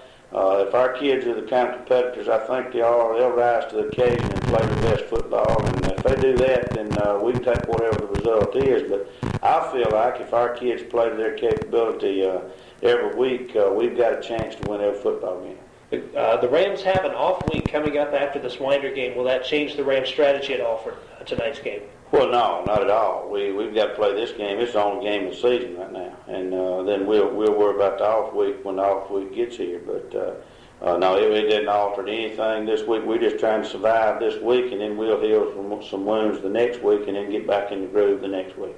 Winder-Barrow ranked number 11 in the state of Georgia in last week's Journal-Constitution polls, and the Rams and Winder-Barrow Bulldogs, with 2 G's, by the way. That will be coming up in about 15 minutes. And coming up in just a moment, we'll give you a preview of Region 8 Quad A South. That'll be right after this on the Newton Ram Tailgate Show on WGFS AM 1430. Coach Cook's segment 2 for Winder-Barrow, September 30th, 1994. And we're back on the Newton Ram Tailgate Show. The Rams are doing battle this year in perhaps the toughest sub-region in the state of Georgia, Region 8 Quad A South. And we're going to talk with the head coach of the football Rams, Jack Cook. Coach Cook, this 7-team sub-region, arguably one of the best in the state. You've got 3 ranked teams here, and the teams that are not ranked are still very, very strong teams. This has got to be a very tough sub-region to compete in, but the Rams feeling confident they can compete in this sub-region. Well, I think our total region is the toughest team for team in North Georgia.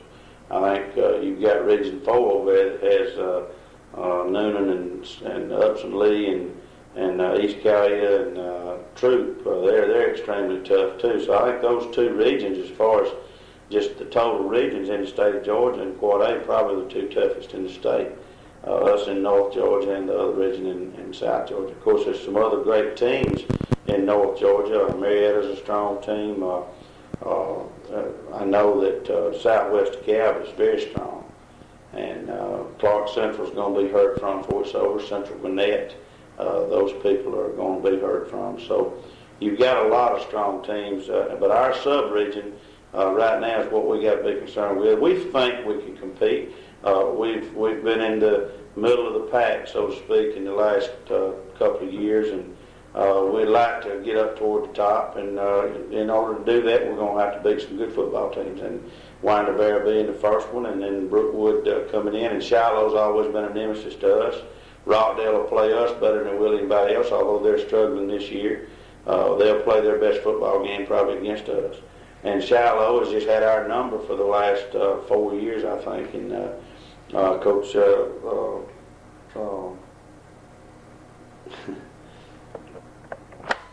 names escape me. Shiloh's really been our nemesis in the last 3 or 4 years, and Coach Charlie Jordan always has his kids playing tough football, and they always play good on defense, and they'll be tough again. They've got the Lester kid at tailback, a fine young quarterback, and Rockdale is struggling, but they've got Marcus Lackey, and they've got the Big Jones guy, and so they've got some good football players. Brookwood just keeps regrouping, and they don't rebuild, they just reload. And Coach Hunter's got a tremendous program going at Brookwood, and you've got to have a lot of respect for them and realize that Townsend kid's probably one of the toughest backs in the state, and they always seem to build a tremendous offensive line and always are sound on defense, and they make you beat them. They don't beat themselves, and that's a sign of great coaching on the whole staff's part of Brookwood. Parkview, Coach Flo does a good job there. They've got a good program right now. They were probably maybe the third or fourth best team in the region last year and didn't make the playoffs. Went 8-2 and stayed at home. Got a lot of people back. They've played a tough preseason schedule. Played Central Gwinnett, who is I think probably one of the best teams in the other side. They played Forest Park, who's probably ranked second or third, and then you go down to who I left out, Burkmar.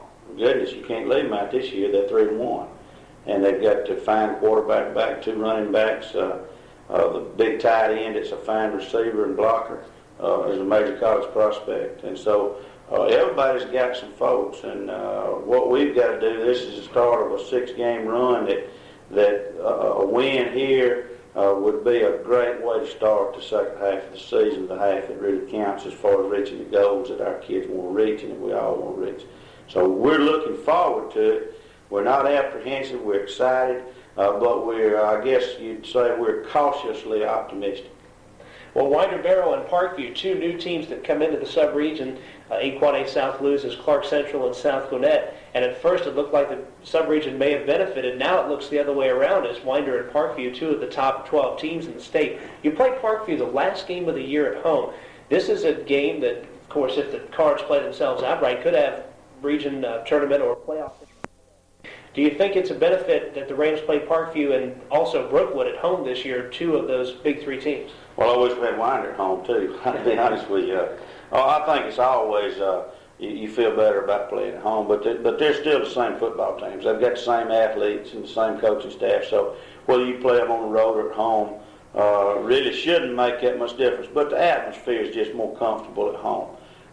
You know your people and you know your surroundings a little bit better. So that's really the big advantage there. And I hope by then it will have a home crowd advantage and folks will be excited about coming to Newton High Ram football games by then.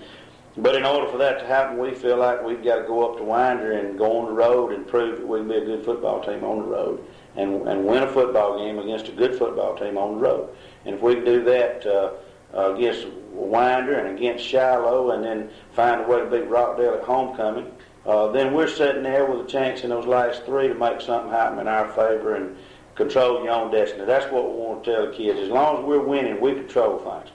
If we don't win, then we're depending on somebody else to beat somebody else. And I think you always rather be in control of your own destiny. And I think if we can win one at a time and keep focused on each game individually each week and play the way we're capable of playing, then I think that's a very, very good possibility we control our own destiny.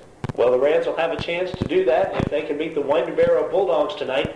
We're about 10 minutes away from action. Coach Cook, thanks for taking a look at Region 8 Quad A South with us here this evening, and best of luck tonight against Winder Barrow. Thank you, Kevin. We appreciate it. We'll be back with the Region Roundup and tell you about all the other action going on throughout Region 8 Quad A right after this on WGFS AM 1430. Week 6 versus Rockdale County, October 14th, 1994. Promo. This one is for the class of 95. It's homecoming for Newton High School this Friday at Homer Sharp Stadium. And the Rams lock horns with their biggest rivals, the Rockeal Bulldogs. Kevin Holden and Paul Daly bring you the live action as the Rams look to go to 5-1 and stay undefeated in the sub-region. Ram Tough action at 7 o'clock this Friday night with kickoff at 7:30. Newton Rams football on WGFS is made possible by Ludy Sports Shop, Steele Jones Insurance Agency, Little Phillies Restaurant, Coast to Coast Home and Auto, Hayes Furniture, Bulldog Tire, Charles Evans Nissan, Campbell Lumber Company, Shoney's, East Metro Communications, Newton Federal Savings and Loan, Mayfield Ace Hardware, Pippin's Barbecue, Carroll's Floor Covering, Courtesy Ford, and the Farm and Garden Depot. The Rams and Rockeal Bulldogs from Homer Sharp Stadium this Friday on WGFS AM 1430. Week 6, October 14th versus Rockdale County. Coach Cook interviews, segment 1. And we're back on the Newton Ram Tailgate Show. Glad you're with us this football Friday evening. We took a week off, but we're back with you. And it's homecoming Friday night. The Newton Rams will play the Rockdale Bulldogs in about 20 minutes. We're here with the head coach of the Newton Rams, Jack Cook.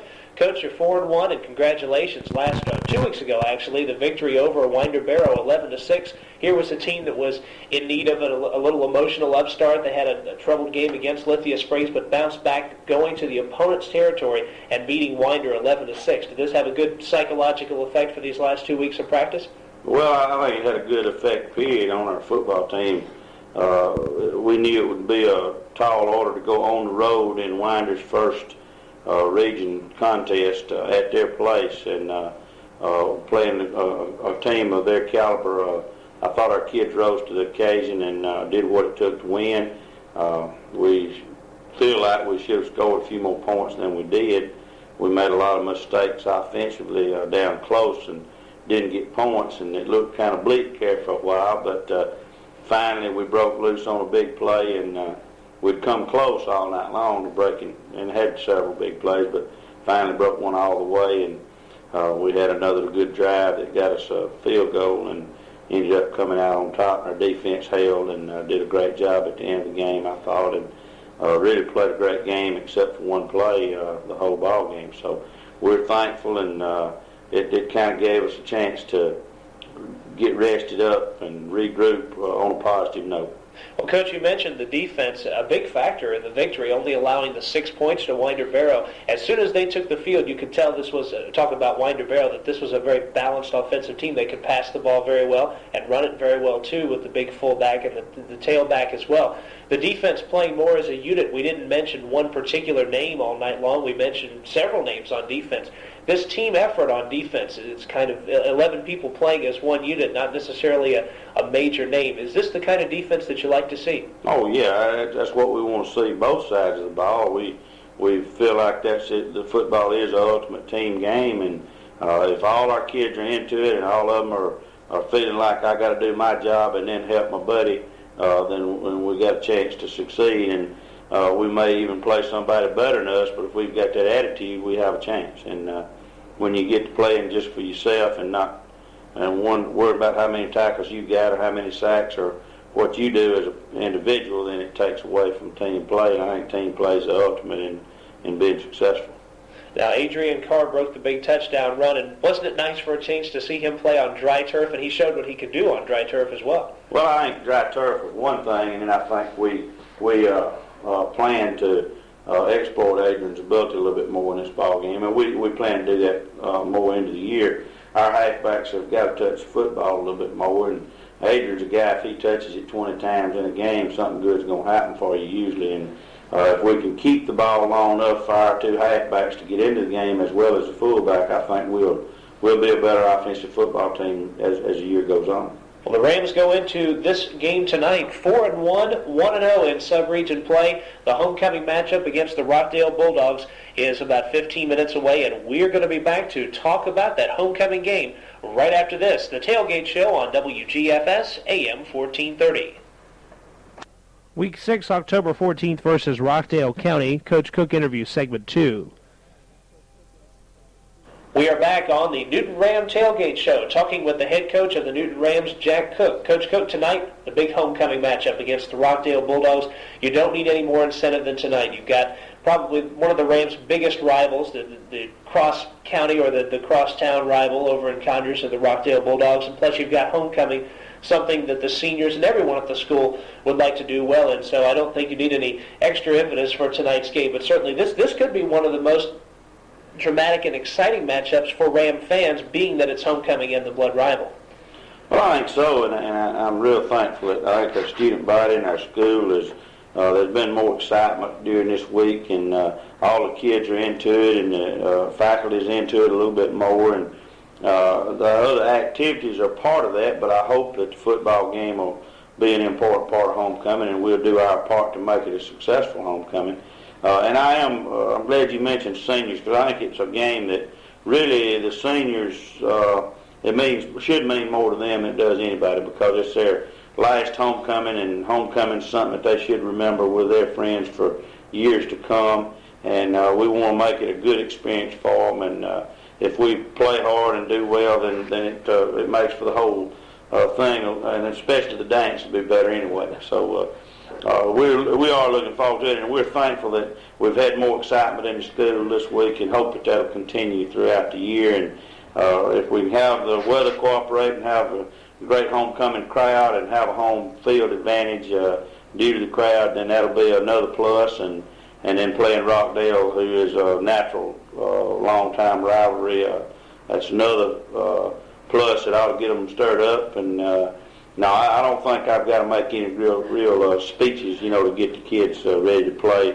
I think they are excited, and I think if we execute and play the way we're capable of playing and do what we've got to do on defense, then I think we ought to have hopefully a fun homecoming. Well, Coach, your staff and the Ram fans and players have now had 2 weeks to get excited and psyched up for this Rockdale game. Of course, the off week has helped you out as far as injuries are concerned. Can you give us an update on the condition of, namely, Kareem Maddox and Patrick Gaither and other folks who may have some bumps and bruises from the Rams? Well, I think Kareem probably could have played against Winder if we'd have had to have him, but he was still kind of stove up, so to speak. He was still sore. And now he's completely healed and doing everything in practice full speed. And Patrick played in the Winder game and played pretty well okay.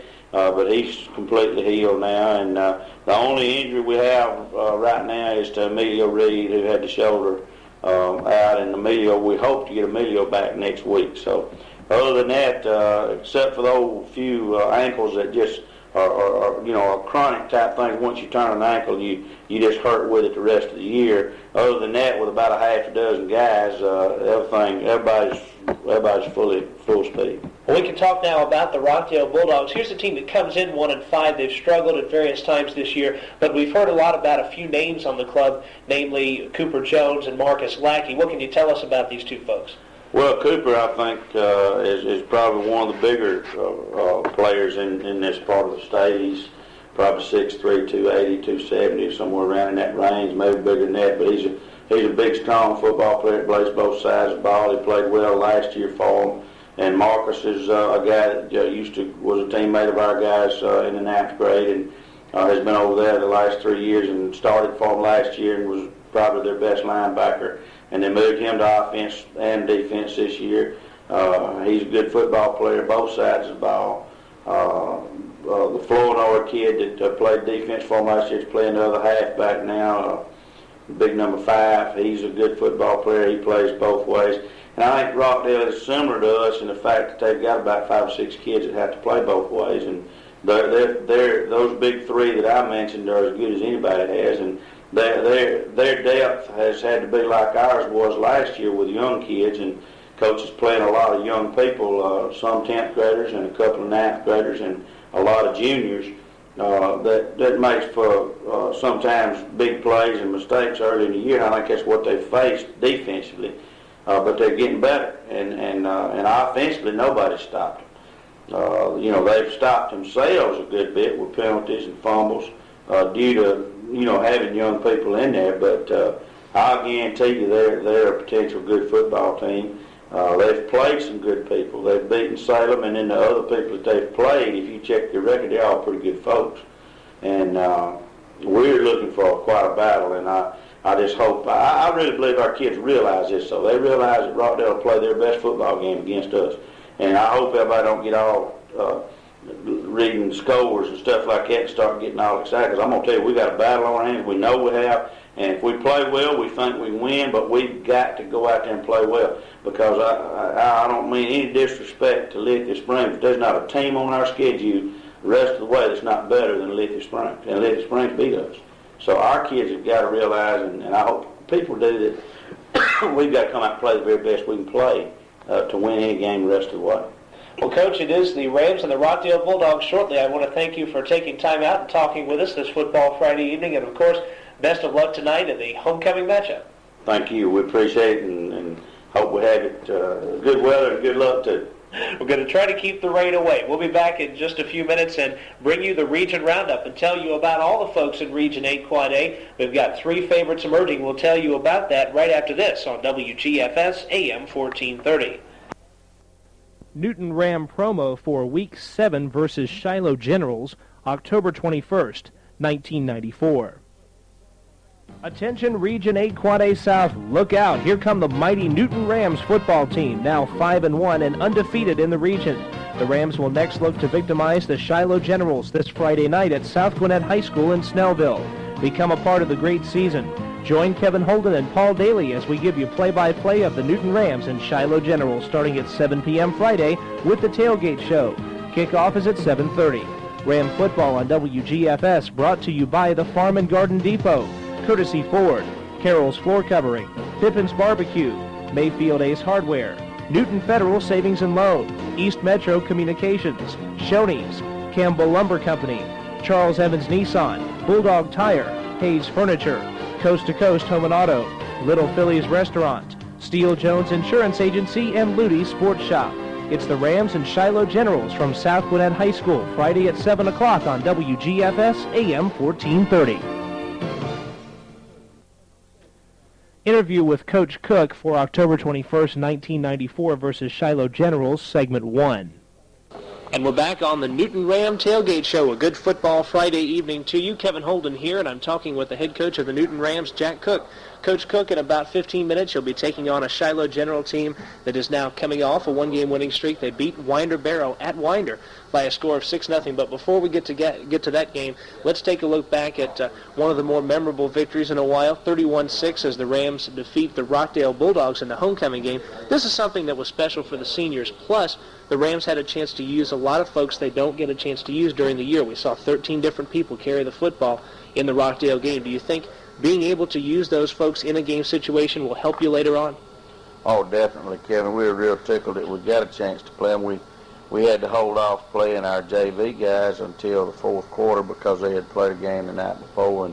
But it was really nice to dress out a group of young people that hadn't been able to play and then play everybody. And that on the winning side, that's the first time or second time we've been able to do that since we've been here. And these kids work hard in practice, and they play a few games with the JV, but most of their time is in a learning process, and it's really nice to see them be able to get on the field with the lights on and play against varsity competition. And I really was encouraged with what I saw, and I think our young people are going to make a contribution in a positive way very quickly. As we mentioned, 13 people carried the ball on offense, but also on defense. We saw some good things happen there. The first team remains unscored upon at home, the touchdown that Rockdale had late in the game.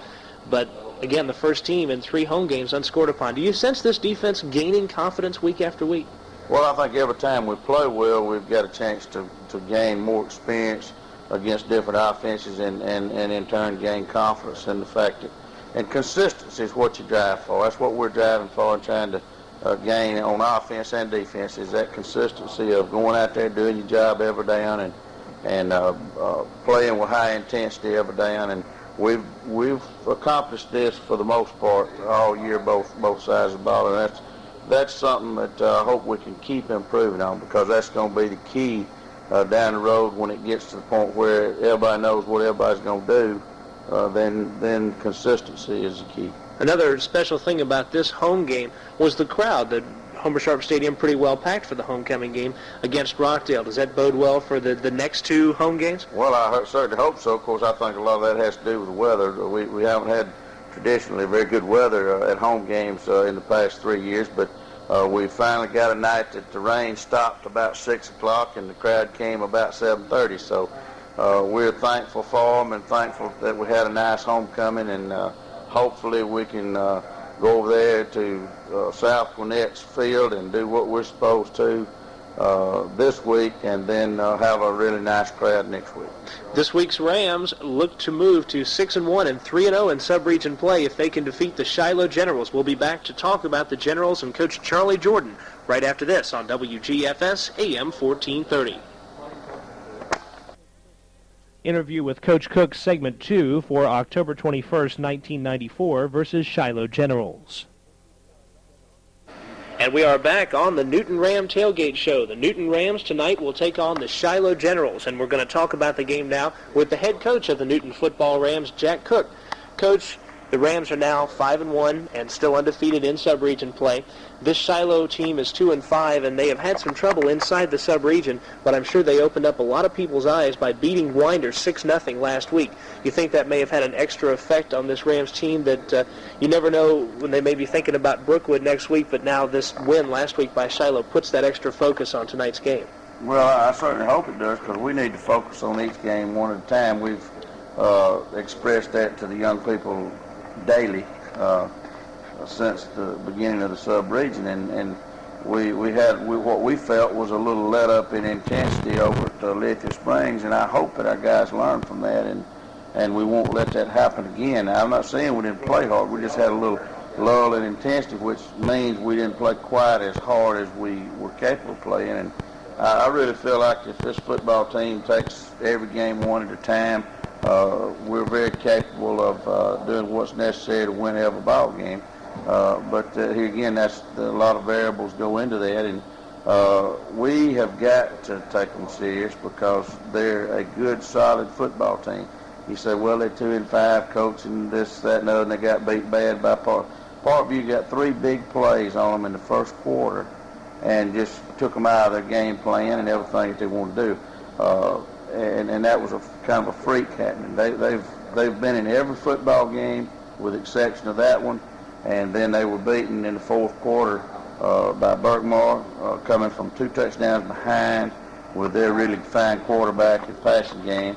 And then those two teams, they could have beaten them. They could have beaten Central Gwinnett even. Central Gwinnett and them it was like 14-6 going into the last few minutes. South Gwinnett and Shiloh was real close, and then a couple of big plays. But I think as the year goes on, Coach played a lot of young guys. They're getting better and better and better, especially defensively. And of course, offensively, they've got weapons that can hurt people too, and they're getting better on that side of the ball, especially up front where they had a lot of rebuilding to do on one side. But defensively, they lost a lot of people from last year, and they're just really starting to get really good on defense. So I think, Coach Jordan's not going to let them lay around. He's going to work them and have them sound, and he always has. And we know what to expect. They're playing a home game after a win on the road. We've got to go up there and be at our best. Continuation of segment 2 with Coach Cook for October 21st, 1994 versus Shiloh Generals. One of the young people that you mentioned, Torres Hopkins, who's the quarterback for Shiloh, is only a sophomore and made an impact last year in the game against Newton as a freshman. Do you see in this quarterback one of the better ones in the sub-region? Oh, I do in the future. He's gotten better each week. You can just see him getting better. And he's a tremendous athlete. He has good quickness. He's got good size. He's really developed an ability to throw the football, and he's always been able to run it. The Lester kid's very strong, real short, stocky, strong runner, strong blocker. They alternate 3 kids at tailback, and one of them plays defense, and the other one plays a little on defense.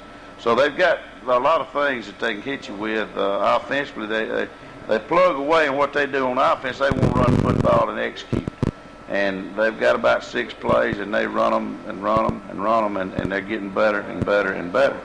And defensively, they're going to line up and split 40 and say, hey, here we are, we're going to play our defense, and you beat us. And it's not real as easy to do that as everybody would think just by looking. And so now they've got a lot of things going in their way, and they're motivated, and they're hungry, and they're young.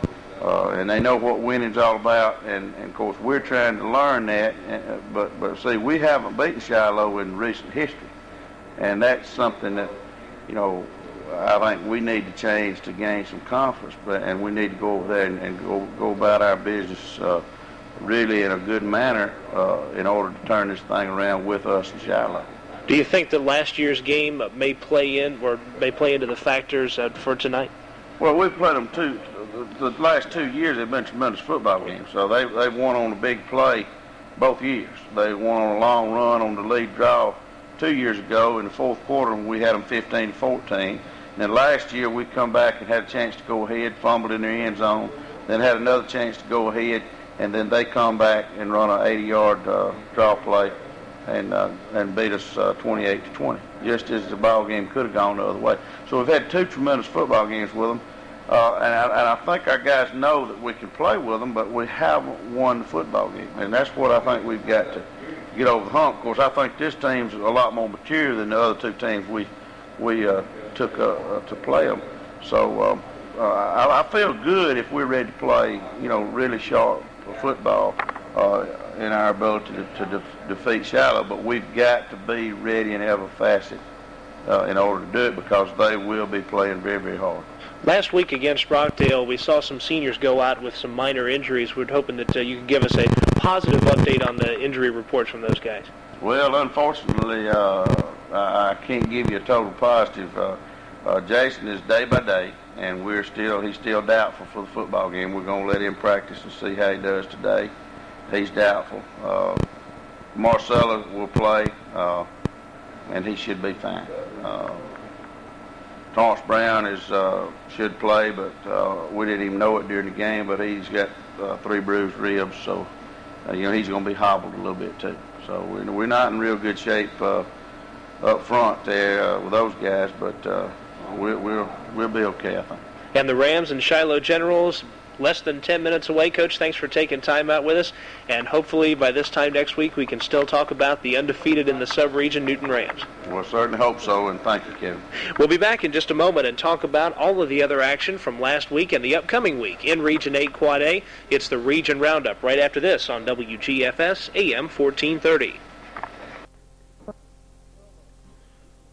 Promo for Newton versus Brookwood, October 28th, 1994. This is the game you've been waiting for all year. The Newton Rams football team is undefeated at home. The Brookwood Broncos are 7-0 overall. This Friday night, the two titans of Region 8 Quad A South clash at Homer Sharp Stadium in what will be the Rams' most exciting game in years. Do not miss the live game action here on WGFS AM 1430 as Paul Daly and Kevin Holden present the Newton Rams and Brookwood Broncos, starting with the tailgate show Friday at 7 p.m. Rams football proudly brought to you by Carroll's Floor Covering, Newton Federal Savings and Loan, Campbell Lumber Company, Hayes Furniture, Steele Jones Insurance Agency, Courtesy Ford, Mayfield Ace Hardware, Shoney's, Bulldog Tire, Little Phillies Restaurant, the Farm and Garden Depot, Pippin's Barbecue, East Metro Communications, Charles Evans Nissan, Coast to Coast Home and Auto, and Ludy Sports Shop. The Rams and Brookwood Broncos in the game of 1994 live Friday at 7 on WGFS AM 1430.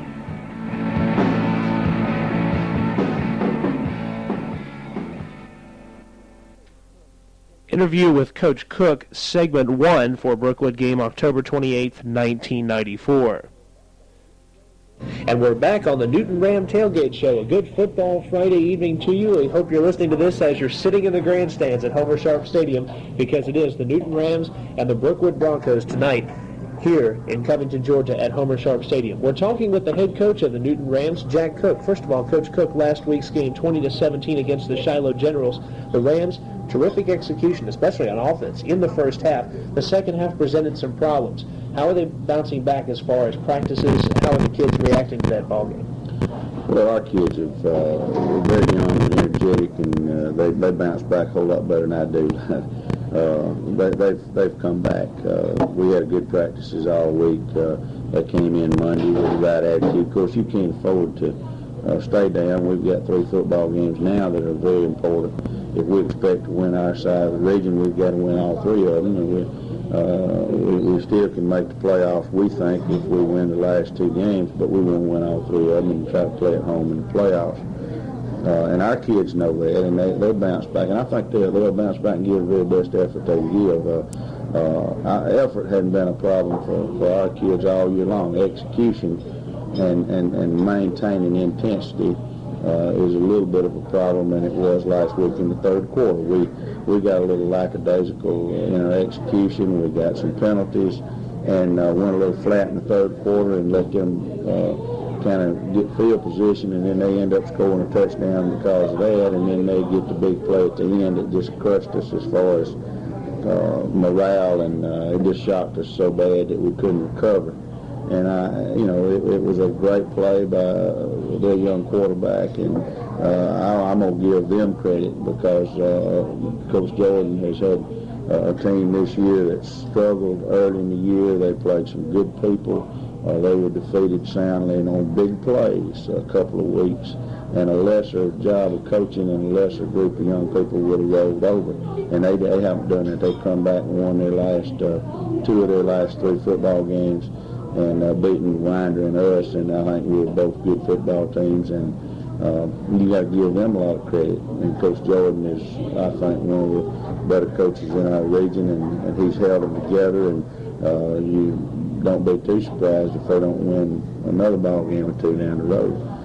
But they made a great play at the right time in the ball game, and it really it was disappointing because some of our kids played the best football, and you don't want to lose a game that you feel like you should have won. As far as Therese Hopkins, the quarterback for Shiloh, he might have been the best quarterback that we've seen so far this year. Arguably, there have been a couple others that might be up there with him. But what is it about Hopkins that made him possibly the best we've seen this year? Well, he's just a good athlete, and I think he's growing in experience every week. And he picked our week to probably play his best football game.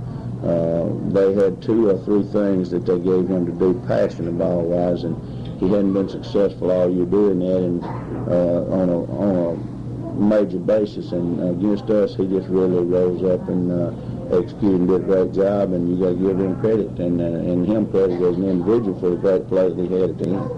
Well, the Shiloh Generals defeated the Rams 20-17, but the Rams are back and raring to go for the Brookwood Broncos game tonight at Homer Sharp Stadium. We are going to come back and talk about that in just a moment, right here on the Tailgate Show on WGFS AM 1430.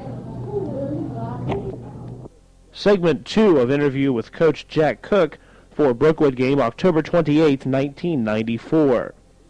And we're back on the Newton Ram Tailgate Show. A good football Friday evening to you. We've been talking with the head coach of the Newton football Rams, Jack Cook.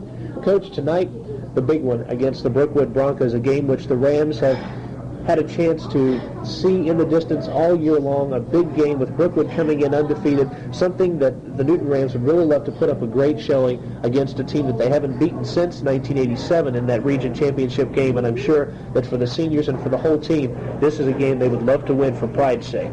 No, that's definitely correct, because Brookwood football has been at the top in the state of Georgia, North Georgia especially, since 87, 88.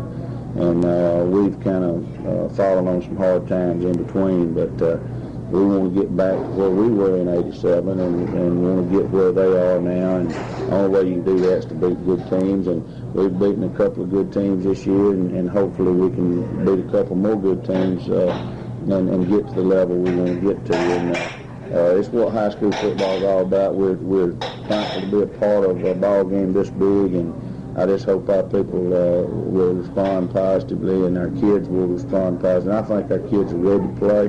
I think they'll give their very best effort. I think Brookwood comes in with a whole lot of momentum. They've won several close football games to be 7-0. We feel like with 2 or 3 plays turned around, we could be 7-0. And so we're not sitting in awe of anybody, but we're respectful of what they've done. They always do a tremendous job coaching. They always have plenty of good athletes, and they know what they're doing. And I think a lot of people know about Townsend and their offense, but a lot of folks are overlooking the really fine defensive football team that Brookwood has. And they've established that over a period of years.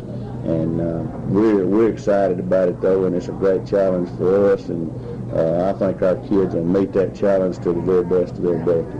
One of the things that the Rams may be taking a look at for tonight's game, the fact that in the last 3 years the Rams have lost to the Broncos and haven't had a chance to score in those 3 games. They've been shut out 3 times in a row. So the senior class hasn't scored a point against Brookwood. Anything special planned to try to put some points on the scoreboard early tonight, or just the same type of football, pounding the ball up the middle and hopefully executing a 3rd down pass or 2? Well, we hope we don't have to execute a 3rd down pass or 2. We hope we can execute on 2nd and short or 1st and 10, but no, we're not going to change anything. I'm sure they won't change a whole lot. We've got 1 or 2 little things just as they have, but they're going to run their base stuff. We're going to run our base stuff and see who's better at it. And we've played pretty good defense this year overall, too, and we're hoping that we can slow them down and get the football away from them and keep it, and I'm sure that's what they're going to try to do to us, same thing. And I think it'll be 2 good high school football teams going at it, trying to do what they do best. Coach, what do you see in Mark Townsend, the big running back from Brookwood, that makes him the terrific running back that he has been this year? Well, I think number one, their system they've built their system around him well.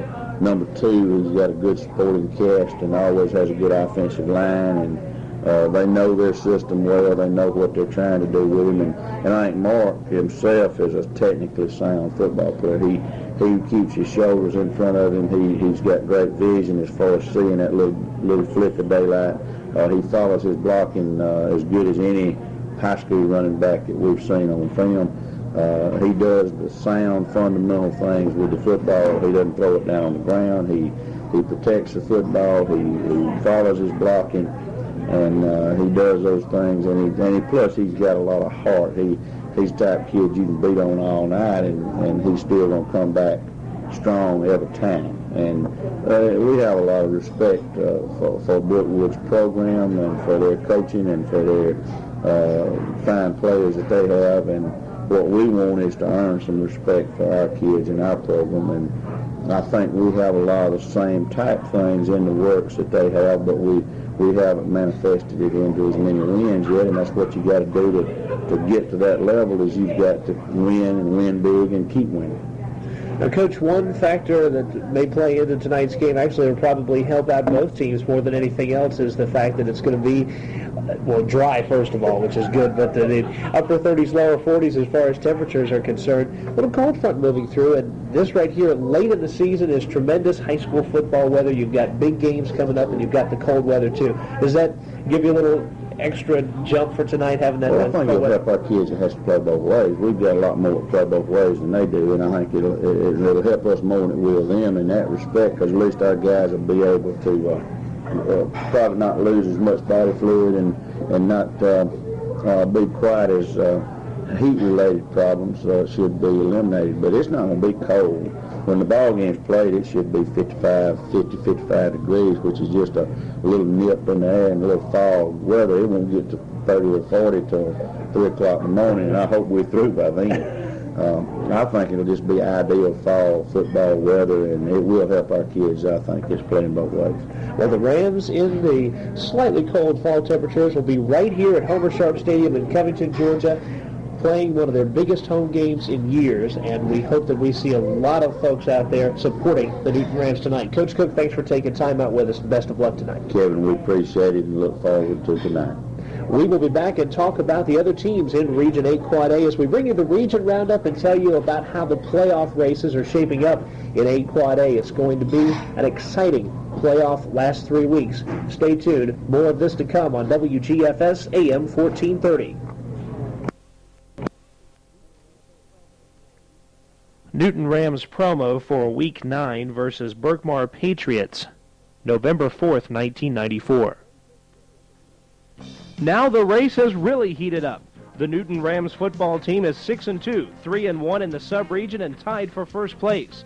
The next team on the Rams hit list, the Berkmar Patriots, this Friday night at Berkmar Stadium in Lilburn.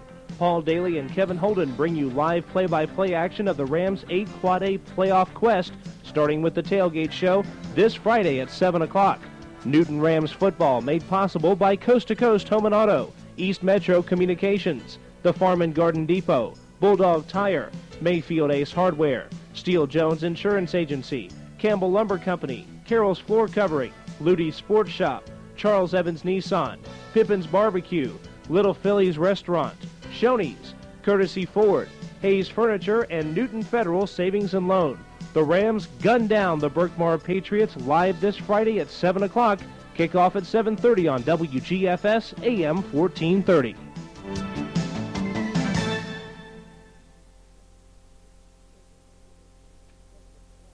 Coach Cook interview, segment 1 for Berkmar game November 4th, 1994. And we are back on the Newton Ram Tailgate Show. Glad you're with us. It's Football Friday, and once again, it's Newton Rams football. This time around, the Berkmar Patriots, the Rams' opponent from Berkmar High School. We'll be getting to that in about 15 minutes. But in the meanwhile, we're talking with the head coach of the Newton Rams, Jack Cook.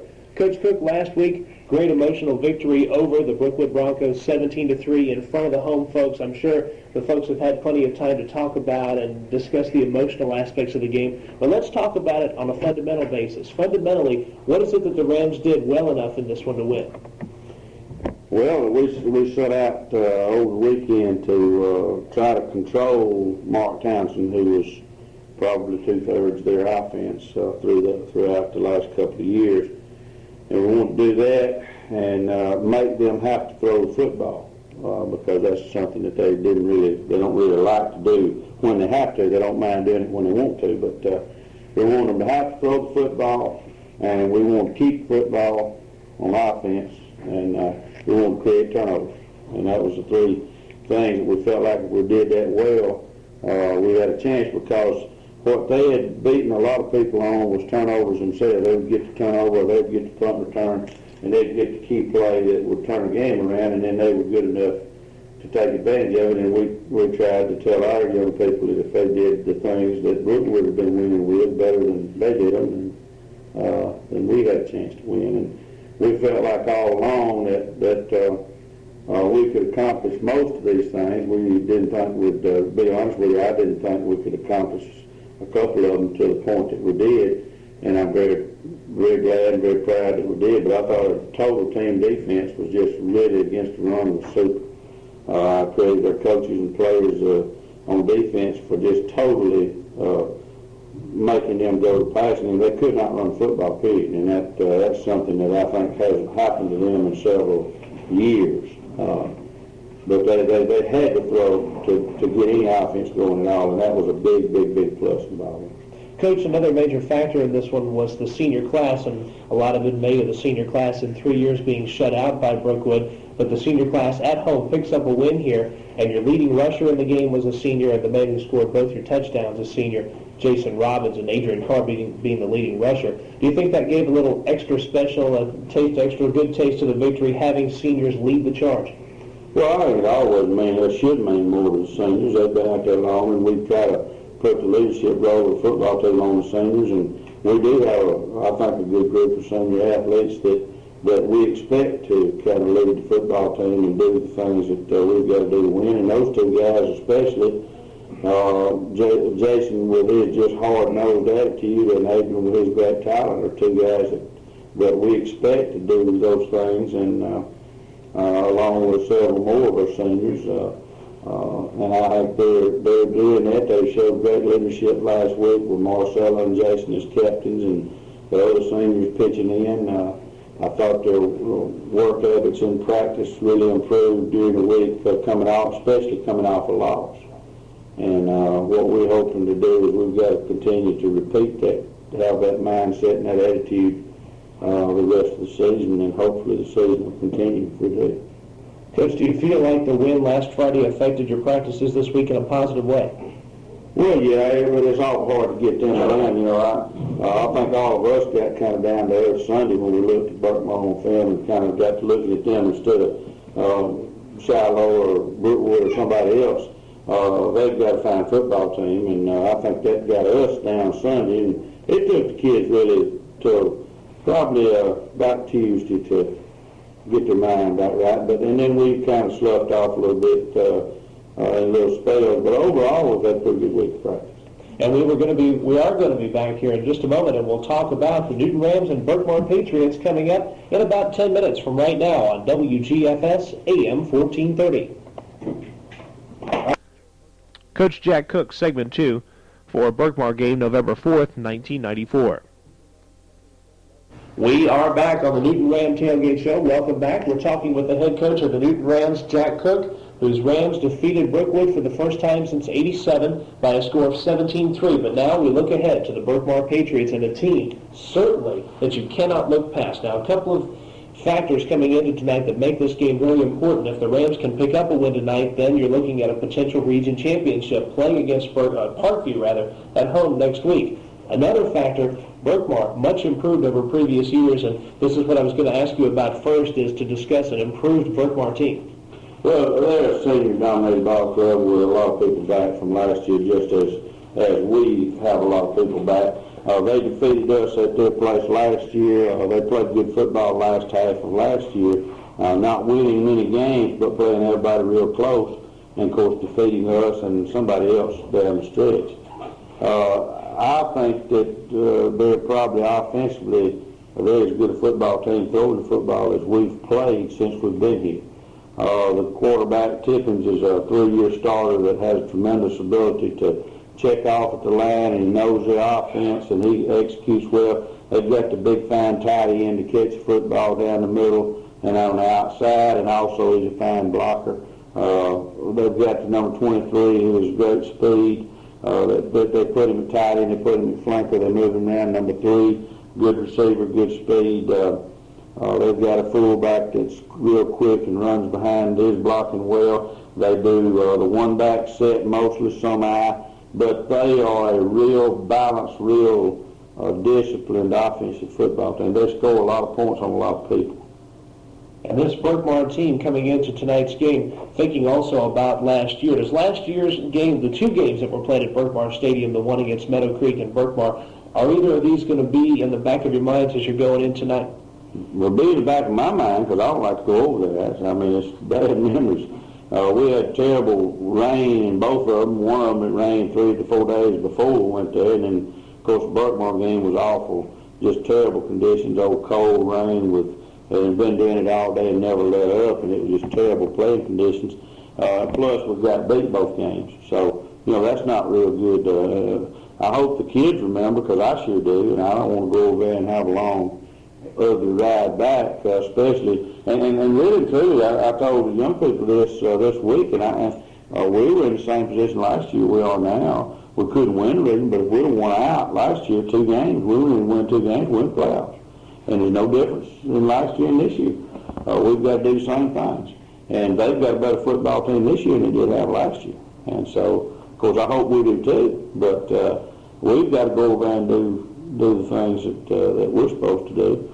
And I hope, I certainly believe that our kids realize that, and I hope that we'll do it. Do you feel that there's one particular key on offense or defense to defeating the Patriots?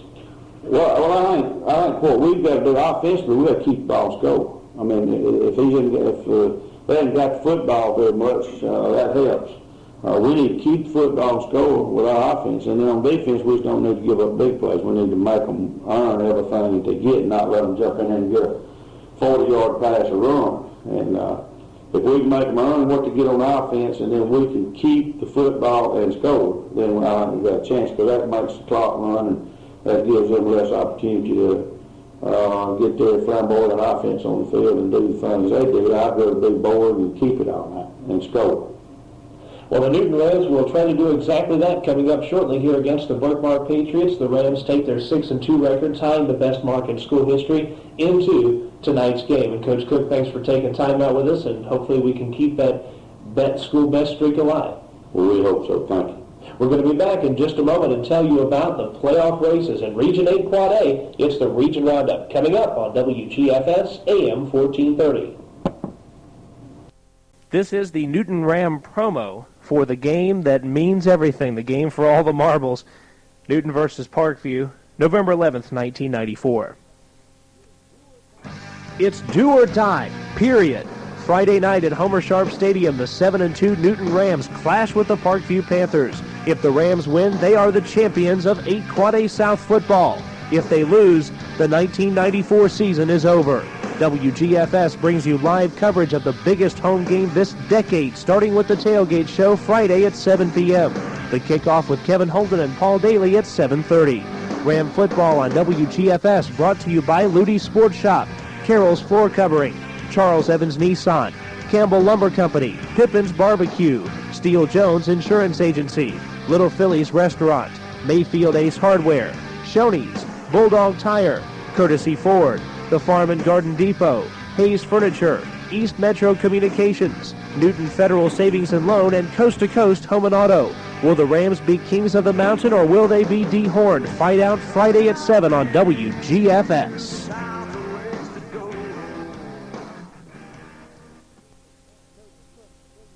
Coach Cook's segment 1 for Newton Rams versus Parkview Panthers for Sub-Region 8 Quad A South Championship, November 11th, 1994.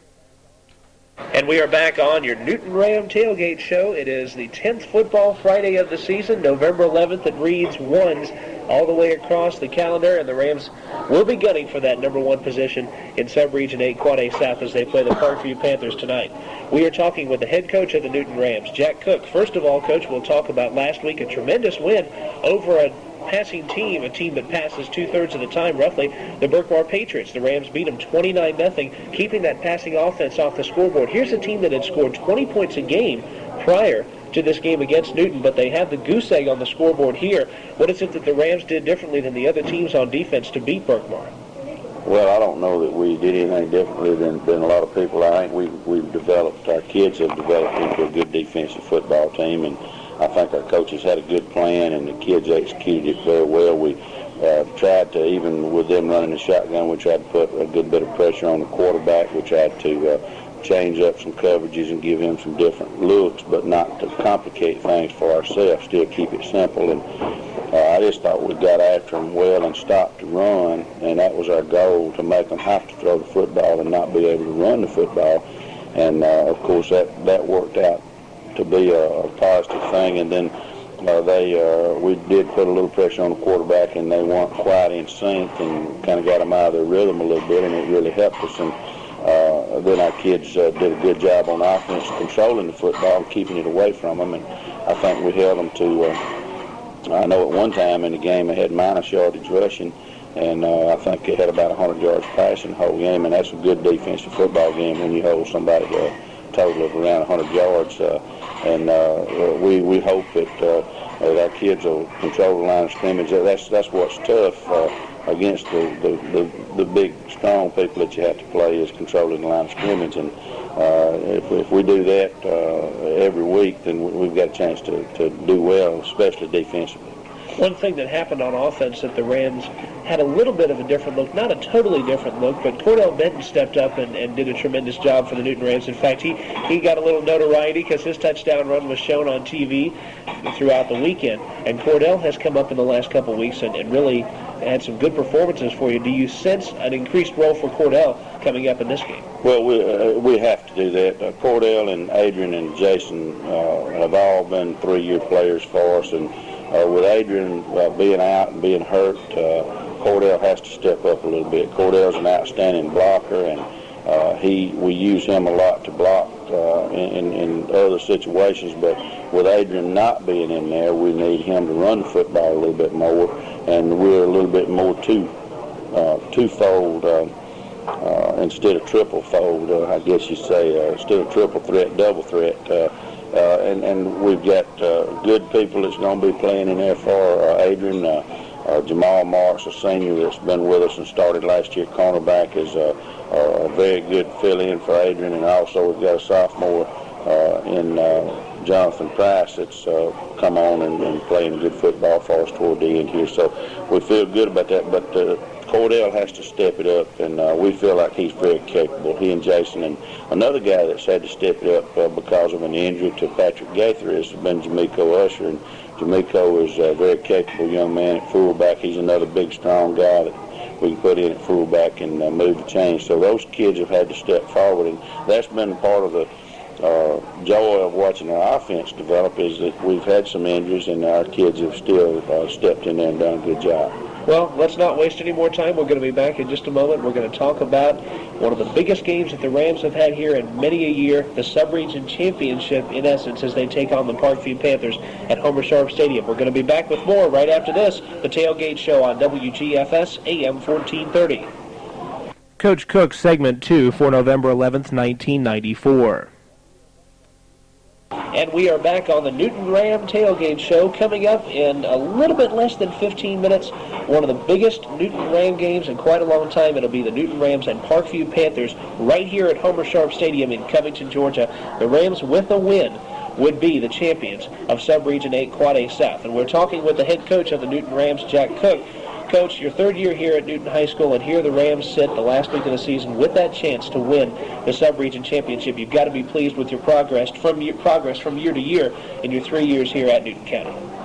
Well, we're real proud of our young people and the coaches that have had a part in hanging in there when the times were tough and getting the kids to stay out for football and stay with the program. And that means all the coaches that were on our staff 2 years ago, most of them are now over at East Side, and Jeff Vantone and Rodney Tunson and Al Bell, and then of course Alan Duncan, who went back to Alabama as a head football coach. All those guys really have worked, and Chad McCaskill with the 9th grade program, and all the guys that tried to encourage kids when they were down and that stayed with the program, and then all our new coaches that have come in and stepped right up and just came in and got them up and kept them up, and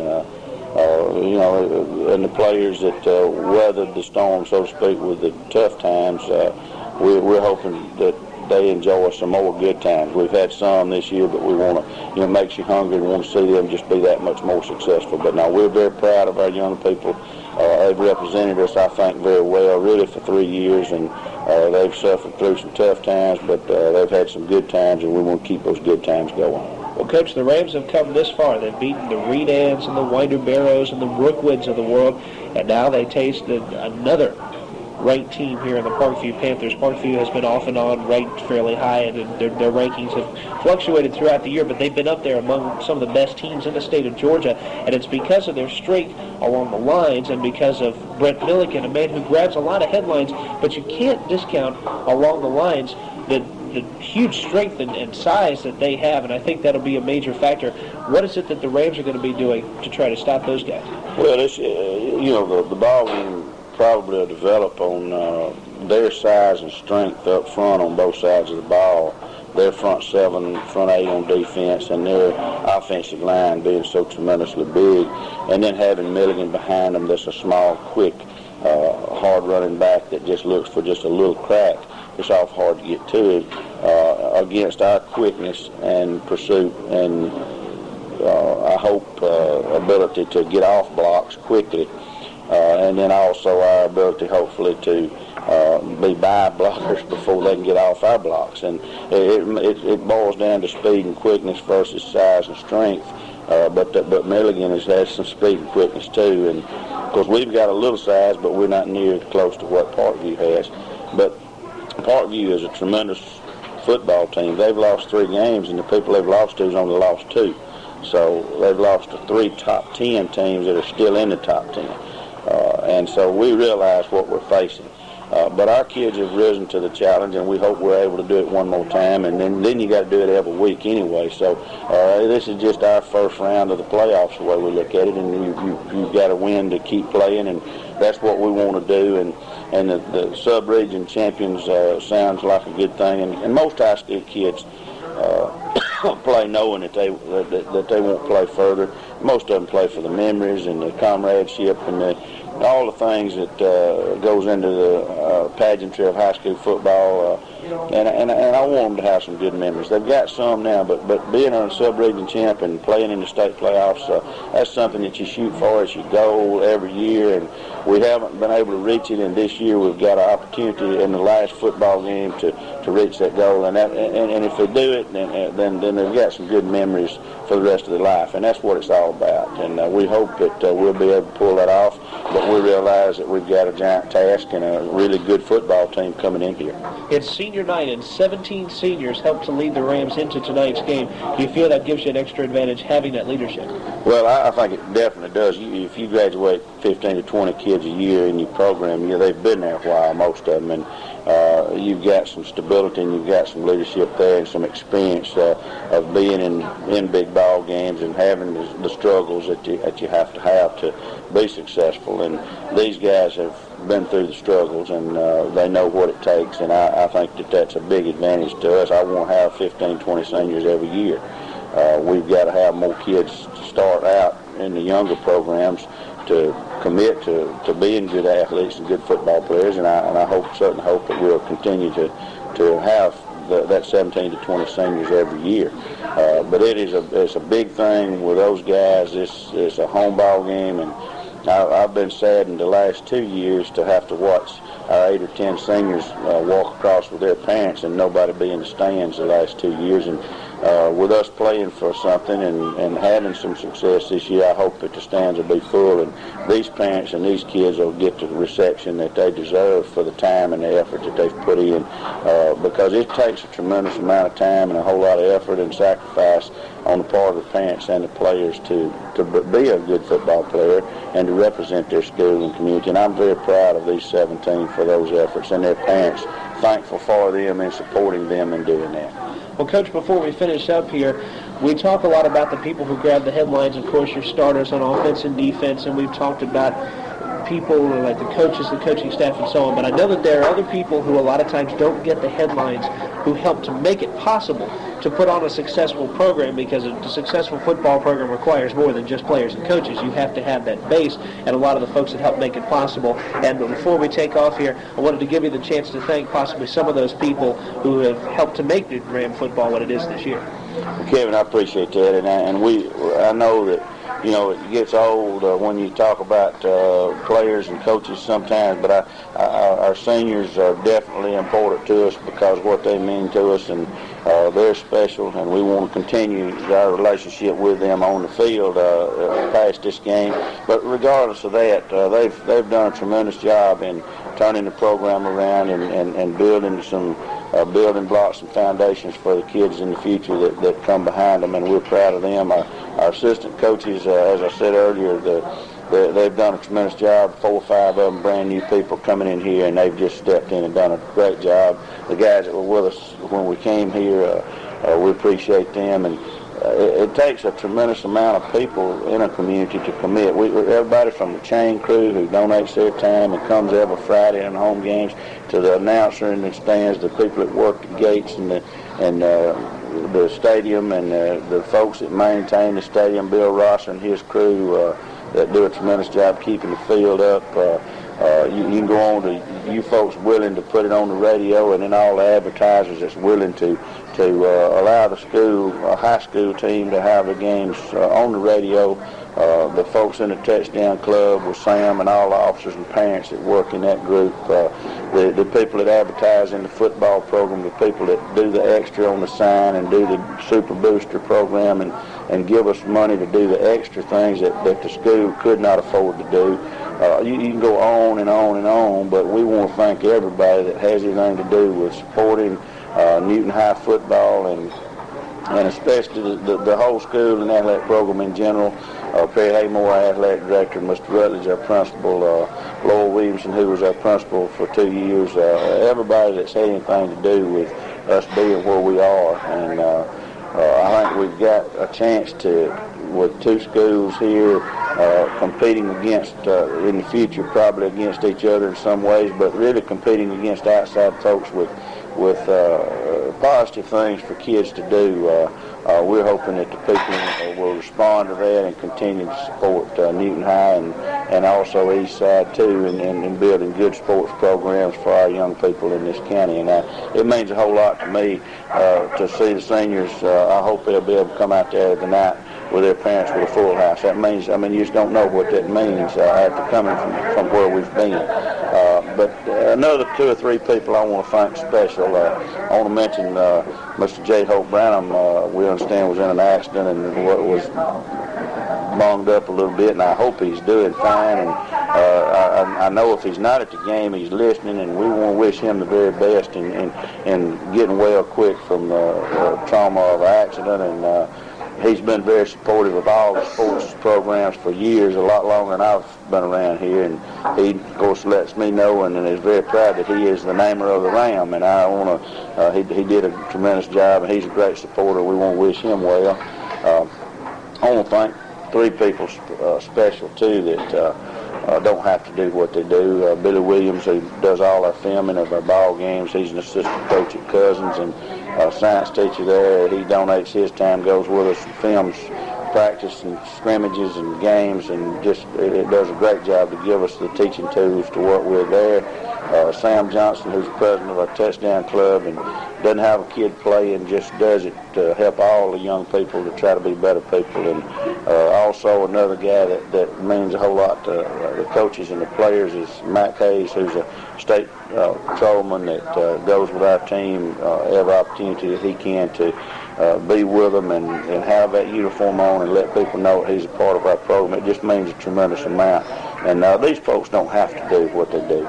And a lot of the other people that we can't name and mention per se by name, it just means a whole lot to the whole thing. And we want to, that's one reason I think our kids want to do well. They realize what these folks give and how you know, it's a matter of community pride, and we want it to be a part of the community pride in the football program and representing our school. We want to do well, and we want to win this game very badly. But regardless of that, I think our kids have really represented our school and community well throughout the time that I've been here, and I'm proud of them. And I want them to keep going, but if not, I'm still proud of them, and we'll go to work, try to get better and better and better. And that's what our goal is always, to win the sub-region and get in the playoffs, and then ultimately win a state championship. And that's what this group has in their mind, I think. And whatever happens, I think they're ready, and I think they'll play their very best that they can play, especially our seniors. I know that they realize what's at stake, and we're to the point where we play and win, or we go home and put them up. And we don't want it to end, and I know the kids give their very best efforts. Well, it's been tremendous progress the last 3 years, and it's terrific to sit in this position. The fact that if the Rams score more points than the Parkview Panthers tonight, they're the sub-region champs, and they play at home the first round of the playoffs. Coach Cook, thanks for the last 10 weeks. We're going to be talking to you next week, we hope. Thank you, Kevin. We're looking forward to it. Thank you. The Newton Rams control not only their own destiny in Region 8 Quad A South, but just about everybody else's, because if they win, it sets up the scenario with which they and Brookwood go to the playoffs. More about that and plenty more on the Region Roundup coming up right after this on WGFS AM 1430.